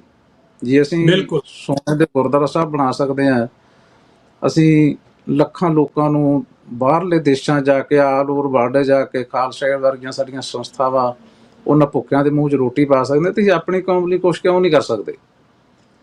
ਜੀ ਜਿਹਦੇ ਵਾਸਤੇ ਮੈਨੂੰ ਐਂ ਲੱਗਦਾ ਹੁੰਦਾ ਫੰਡਿੰਗ ਵੀ ਸ਼ਬਦ ਜਿਹੜਾ ਸ਼ਾਇਦ ਗੁਰਮਤਿ ਨਾਲ ਮੈਚ ਨਹੀਂ ਕਰਦਾ।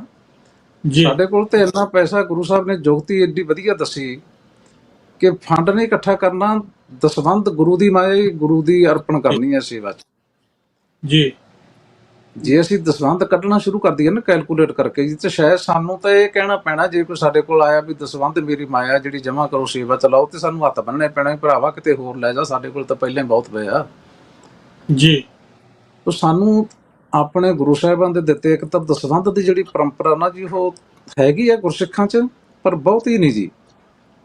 ਜੀ ਅਸੀਂ ਜਿੱਤੇ ਕੈਲਕੂਲੇਸ਼ਨ ਕਰਕੇ ਦਸਵੰਧ ਕੱਢਣ ਲੱਗ ਪਏ, ਸਾਨੂੰ ਤਾਂ ਕਿਸੇ ਤੋਂ ਮੰਗਣ ਦੀ ਲੋੜ ਨਹੀਂ। ਅਸੀਂ ਤੇ ਜੇ ਸਾਡੇ ਸਤਿਗੁਰੂ ਸਾਹਿਬ ਰਾਜਾਨ ਰਾਜ ਆ, ਤੇ ਸਿੱਖ ਕਿਹੜਾ, ਜਿਵੇਂ ਨਾ ਜੀ ਪੌਂਟਾ ਸਾਹਿਬ ਇੱਕ ਮਹਾਂਪੁਰਸ਼ਾਂ ਦਾ ਮਹੰਤ ਕਿਰਪਾਲ ਦਾਸ ਦਾ ਡੇਰਾ ਹੈ, ਉਹਨਾਂ ਮਹਾਂਪੁਰਸ਼ਾਂ ਨੇ ਇੱਕ ਵਾਰੀ ਗੱਲ ਕਹੀ, ਲੰਗਰ ਉੱਥੇ ਚਲਾਉਂਦੇ ਨੇ ਉਹ ਦੇਸੀ ਘਿਓ ਦਾ, ਤੇ ਬੜੀ ਉਹਨਾਂ ਨੇ ਵੱਡੀ ਗੱਲ ਕਹੀ। ਕਹਿੰਦੇ ਮੈਂ ਜਦੋਂ ਸ਼ੁਰੂ ਕੀਤਾ, ਮਹਾਰਾਜ ਸਾਹਿਬ ਨੂੰ ਕਿਹਾ ਸੀਗਾ ਵੀ ਸੱਚੇ ਪਾਤਸ਼ਾਹ ਤੁਸੀਂ ਹੋ ਬਾਦਸ਼ਾਹ ਤੇ ਅਸੀਂ ਆ ਰਾਜਕੁਮਾਰ, ਤੁਹਾਡੇ ਸ਼ਹਿਜ਼ਾਦੇ, ਤੇ ਸ਼ਹਿਜ਼ਾਦੇ ਮੰਗਦੇ ਨਹੀਂ ਹੁੰਦੇ, ਇਹ ਲੰਗਰ ਤੁਹਾਡਾ, ਨਾਂ ਤੁਹਾਡਾ ਲਿਖਣਾ, ਤੇ ਕਿਰਪਾ ਤੁਸੀਂ ਉਹ ਕਰਨੀ ਆ।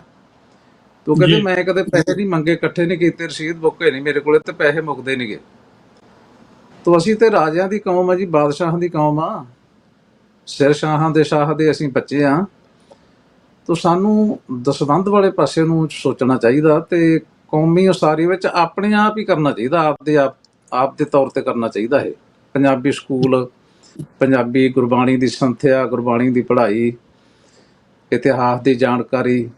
ਬੜੀ ਹੈਰਾਨੀ ਹੁੰਦੀ ਆ, ਤੁਸੀਂ ਨਾ ਫਤਿਹਗੜ੍ਹ ਸਾਹਿਬ ਜੋੜ ਮੇਲਾ ਹੁੰਦਾ ਜਾਂ ਚਮਕੌਰ ਸਾਹਿਬ ਜੀ, ਕਦੇ ਉੱਥੇ ਜਿਹੜੇ ਚੈਨਲਾਂ ਵਾਲੇ ਗੁਰਮੁਖ ਪਿਆਰੇ ਜਾ ਕੇ ਕਵਰੇਜ ਕਰਦੇ ਕਈ ਵਾਰੀ, ਤੋਂ ਬੜਾ ਅਫਸੋਸ ਹੁੰਦਾ ਕਿ ਜਦੋਂ ਪੁੱਛਦੇ ਕਲਾਸ ਕਿਹੜੀ ਆ, BA ਫਾਈਨਲ, MA ਫਾਈਨਲ, ਕੀ ਪੜ੍ਹੇ ਹੋ, BA B.Ed, ਤੇ ਜਦੋਂ ਪੁੱਛਦੇ ਆ ਵੀ ਇੱਥੇ ਆਪਾਂ ਫਤਿਹਗੜ੍ਹ ਸਾਹਿਬ ਆਏ ਆ, ਇੱਥੇ ਕਾਹਤੋਂ ਆਏ ਆ, ਤਾਂ ਬਹੁਤੇ ਨੌਜਵਾਨ ਉਹਦਾ ਠੀਕ ਜਵਾਬ ਨਹੀਂ ਦੇ ਸਕਦੇ ਨਾ। ਜਦੋਂ ਉਦੋਂ ਬੜਾ ਅਫਸੋਸ ਹੁੰਦਾ ਵੀ ਅਸੀਂ ਆਏ ਵੀ ਆ ਤੇ ਸਾਨੂੰ ਇਹ ਪਤਾ ਹੀ ਨਹੀਂ ਵੀ ਕਿੱਥੇ ਆਏ ਆ। ਜੀ 70% ਲੋਕ ਸਾਡੇ 'ਚ ਇੱਦਾਂ ਦੇ ਹੋਣਗੇ, 60-70, ਮਤਲਬ ਅਪਰੋਕਸੀਮੇਟਲੀ ਆਪਾਂ ਕਹਿ ਸਕਦੇ, ਮੇਰੀ ਕਿਹੜਾ ਕੈਲਕੂਲੇਸ਼ਨ ਕੀਤੀ ਆਪਾਂ, ਜੀ ਕਿ ਸਾਡੇ 'ਚ ਸੀਰੀਜ਼ ਵਾਈਜ਼ ਪੁੱਛ ਲਈਏ ਨਾ ਵੀ 10 ਗੁਰੂ ਸਾਹਿਬਾਂ ਦਾ ਨਾਮ ਲੜੀਵਾਰ ਸੁਣਾਓ, ਤਾਂ ਅਸੀਂ ਉਹਦਾ ਜਵਾਬ ਵੀ ਠੀਕ ਢੰਗ ਨਾਲ ਨਹੀਂ ਦੇ ਸਕਦੇ ਬਹੁਤੀ ਥਾਈਂ ਤਾਂ। ਜੀ ਤੋ ਇਉਂ ਲੱਗਦਾ ਕਿ ਸਾਨੂੰ ਇਹਦੇ ਵਾਸਤੇ ਖੁਦ ਯਤਨ ਕਰਨੇ ਪੈਣੇ ਆ।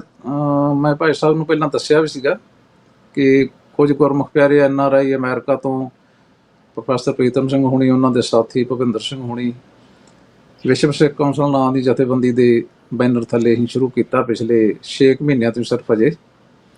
ਜੀ ਤੋ ਬੱਚਿਆਂ ਨੂੰ ਗੁਰੂ ਘਰਾਂ 'ਚ ਇਕੱਠੇ ਕਰਕੇ ਤੇ ਉਹਨਾਂ ਨੂੰ ਇਤਿਹਾਸ ਦੀ ਮੁੱਢਲੀ ਜਾਣਕਾਰੀ, ਮਤਲਬ ਇੱਦਾਂ ਨਹੀਂ ਆਪਾਂ ਕਹਿ ਸਕਦੇ ਕਿ 10-15 ਦਿਨ 'ਚ ਅਸੀਂ ਉਹਨਾਂ ਨੂੰ ਪੂਰੇ ਇਤਿਹਾਸ ਦੀ ਸਮਝ ਦੇ ਦਿੰਦੇ ਹਾਂ। ਮੁੱਢਲੀ ਜਾਣਕਾਰੀ ਇੱਕ ਤਾਂ, ਦੂਜਾ ਜਿਵੇਂ ਗੁਰੂ ਤੇਗ ਬਹਾਦਰ ਸਾਹਿਬ ਜੀ ਦਾ ਸ਼ਹੀਦੀ ਸ਼ਤਾਬਦੀ ਦਾ ਦਿਹਾੜਾ ਕੌਮ ਮਨਾ ਰਹੀ ਹੈ, ਤੋ ਜਿਹੜਾ ਵੀ ਇਤਿਹਾਸਕ ਦਿਹਾੜਾ ਨੇੜੇ ਹੁੰਦਾ ਉਸੇ ਸੰਬੰਧ ਵਿੱਚ ਫਿਰ ਅਸੀਂ ਕੋਸ਼ਿਸ਼ ਕਰਦੇ ਹਾਂ ਕਿ ਚਲੋ ਸੰਖੇਪ 'ਚ ਹੀ ਜਾਣਕਾਰੀ ਕੋਈ ਤਾਂ ਪਤਾ ਹੋਵੇ ਵੀ ਉਹਨਾਂ ਦੇ ਨਾਲ ਕਿੰਨੇ ਸਿੱਖ ਸ਼ਹੀਦ ਹੋਏ, ਕਿਉਂ ਸ਼ਹਾਦਤ ਹੋਈ। ਜੀ ਕੋਈ ਯਤਨ ਸਾਨੂੰ ਆਪਣੇ ਤੌਰ ਤੇ ਕਰਨੇ ਪੈਣਗੇ। ਜੇ ਅਸੀਂ ਜਿਵੇਂ ਹੁਣ 1984 ਦੇ ਸਿੱਖ ਨਸਲਕੁਸ਼ੀ ਦੀ ਗੱਲ ਕਰਦੇ ਹਾਂ ਤੇ ਮੈਨੂੰ ਬੜਾ ਅਫਸੋਸ ਹੁੰਦਾ ਕਿ ਅਸੀਂ ਉਹਨਾਂ ਕੋਲ ਜਾ ਕੇ ਸੰਘਰਸ਼ ਕਰਕੇ ਮੰਗ ਕਰਦੇ ਹਾਂ ਵੀ ਜਿਹੜੇ ਨਸਲਕੁਸ਼ੀ ਦਾ ਸ਼ਿਕਾਰ ਹੋਏ ਪਰਿਵਾਰ, ਉਹਨਾਂ ਦੇ ਮੁੜ ਵਸੇਬੇ ਦਾ ਕੰਮ ਸਰਕਾਰ ਕਰੇ। ਕਦੇ ਗੁਰੂ ਹਰਗੋਬਿੰਦ ਸਾਹਿਬ ਨੇ ਕੋਈ ਮੰਗ ਕੀਤੀ ਸੀ ਜਹਾਂਗੀਰ ਤੋਂ ਵੀ ਜਿਨ੍ਹਾਂ ਸਿੱਖਾਂ ਨੂੰ ਤੁਸੀਂ ਸ਼ਹੀਦ ਕਰਤਾ, ਉਜਾੜਤੇ ਕਰਤੇ, ਉਹਨਾਂ ਦੇ ਵਸੇਬੇ ਦਾ ਪ੍ਰਬੰਧ ਕਰੋ? ਗੁਰੂ ਗੋਬਿੰਦ ਸਿੰਘ ਸਾਹਿਬ ਨੇ ਕੋਈ ਕੀਤੀ ਸੀ ਔਰੰਗਜ਼ੇਬ ਤੋਂ ਮੰਗ ਕਦੇ? ਜੇ ਅਸੀਂ ਇਹ ਸੋਚਦੇ ਹਾਂ ਕਿ ਉਹ ਸਾਨੂੰ ਕਤਲ ਕਰਨ ਵਾਲਿਆਂ ਚਾਹਤੇ, ਫਿਰ ਅਸੀਂ ਉਹਨਾਂ ਕੋਲੋਂ ਵਸੇਬੇ ਦੀ ਆਸ ਕਿਉਂ ਰੱਖਦੇ ਹਾਂ? ਅਸੀਂ ਸੋਨੇ ਤੇ ਗੁਰਦੁਆਰਾ ਸਾਹਿਬ ਬਣਾ ਸਕਦੇ ਹਾਂ, ਦੁਨੀਆ ਚਾਹੀ ਲੋਕਾਂ ਨੂੰ ਡਿੱਗਿਆਂ ਨੂੰ ਖੜੇ ਕਰ ਸਕਦੇ ਹਾਂ, ਅਸੀਂ ਖੁਦ ਹੀ ਕਿਉਂ ਨਹੀਂ ਕਰਦੇ ਇਹ? ਅਸੀਂ ਆਪਣੀ ਕੌਮ ਦੀ ਚੜ੍ਹਦੀ ਕਲਾ ਲਈ ਖੁਦ ਆਪਣੇ ਪੈਰਾਂ 'ਤੇ ਖੜੇ ਕਿਉਂ ਨਹੀਂ ਹੁੰਦੇ? ਚਲੋ ਮੈਨੂੰ ਇਹ ਵੀ ਸ਼ਬਦ ਮੈਂ ਵਾਪਸ ਲੈਣਾ, ਮੈਂ ਗਲਤ ਸ਼ਬਦ ਵਰਤੇ, ਆਪਣੇ ਪੈਰਾਂ 'ਤੇ ਖੜੇ ਹੋਣਾ। ਗੁਰੂ ਦੇ ਭਰੋਸੇ ਤੇ ਅਸੀਂ ਇਹ ਕਾਰਜ ਗੁਰੂ ਦੀ ਓਟ ਨਾਲ ਕਿਉਂ ਨਹੀਂ ਕਰਦੇ? ਜੀ ਅਸੀਂ ਸਭ ਕੁਝ ਕਰਨ ਦੇ ਸਮਰੱਥ ਹਾਂ, ਪਰ ਐਉਂ ਜੇ ਅਫਸੋਸ ਹੁੰਦਾ ਹੈ ਕਿ ਬਹੁਤ ਨਾ ਜੀ ਗੁਰੂ ਸਾਹਿਬਾਨ ਦੇ ਨਾਂ ਤੇ ਹੀ ਸਕੂਲ ਖੋਲ੍ਹੇ ਵੀ ਆ, ਇੱਦਾਂ ਦੀ ਗੱਲ ਨਹੀਂ, ਖੋਲ੍ਹੇ ਵੀ ਆ, ਪਰ ਜਦ ਅਸੀਂ ਫੀਸਾਂ ਦੇ ਪੱਖ ਤੋਂ ਵੇਖਦੇ ਹਾਂ ਤਾਂ ਉੱਥੇ ਫਿਰ ਉਹੀ ਵਪਾਰਕ ਸਿਲਸਿਲਾ ਸ਼ੁਰੂ ਹੋ ਜਾਂਦਾ ਬਹੁਤੀਆਂ ਥਾਵਾਂ ਤੇ। ਜੀ ਤਾਂ ਸਾਨੂੰ ਇਹ ਆਪਣੇ ਤੌਰ ਤੇ ਕਰਨਾ ਪੈਣਾ। ਸਾਨੂੰ ਬੋਲੀ ਆਪਣੀ, ਆਪਣਾ ਵਿਰਸਾ, ਆਪਣਾ ਲਿਬਾਸ, ਇਸ ਸਭ ਨਾਲ ਸਾਨੂੰ ਜੁੜਨਾ ਪੈਣਾ। ਪਰ ਉਹ ਯਤਨ ਉਦੋਂ ਹੀ ਸਾਰਥਕ ਹੋਣਗੇ ਜਦੋਂ ਅਸੀਂ ਕੌਮੀ ਭਾਵਨਾ ਨੂੰ ਮੁੱਖ ਰੱਖ ਕੇ ਹੀ ਤੁਰਾਂਗੇ। ਤਾਂ ਕਈ ਵਾਰੀ ਅਸੀਂ ਤੁਰਦੇ ਤਾਂ ਹਾਂ, ਪਰ ਉੱਥੇ ਭਾਵਨਾ ਜਦੋਂ ਸ਼ੁਰੂ ਹੁੰਦੀ ਗੱਲ, ਉਦੋਂ ਤਾਂ ਕੌਮੀ ਭਾਵਨਾ ਦਾ ਹੀ ਅਸੀਂ ਪ੍ਰਗਟਾਵਾ ਕਰਦੇ ਹਾਂ ਤੇ ਹੋਕਾ ਦਿੰਦੇ ਹਾਂ। ਪਤਾ ਨਹੀਂ ਕਿਉਂ ਤੁਰਦਿਆਂ ਤੁਰਦਿਆਂ ਫਿਰ ਉਹ ਕਨਵਰਟ ਹੋ ਜਾਂਦੀ ਹੈ ਜੀ ਨਿੱਜ ਵਾਲੇ ਪਾਸੇ ਨੂੰ। ਜੀ ਤਾਂ ਸ਼ਾਇਦ ਇਹ ਸਿਮਰਨ ਨਿਤਨੇਮ ਬਾਣੀ ਤੋਂ ਬਿਨਾਂ ਸੰਭਵ ਨਹੀਂ ਹੈ ਵੀ ਅਸੀਂ ਨਿੱਜ ਤੋਂ ਬਚ ਜਾਈਏ। ਜੀ ਜੀ ਬਿਲਕੁਲ।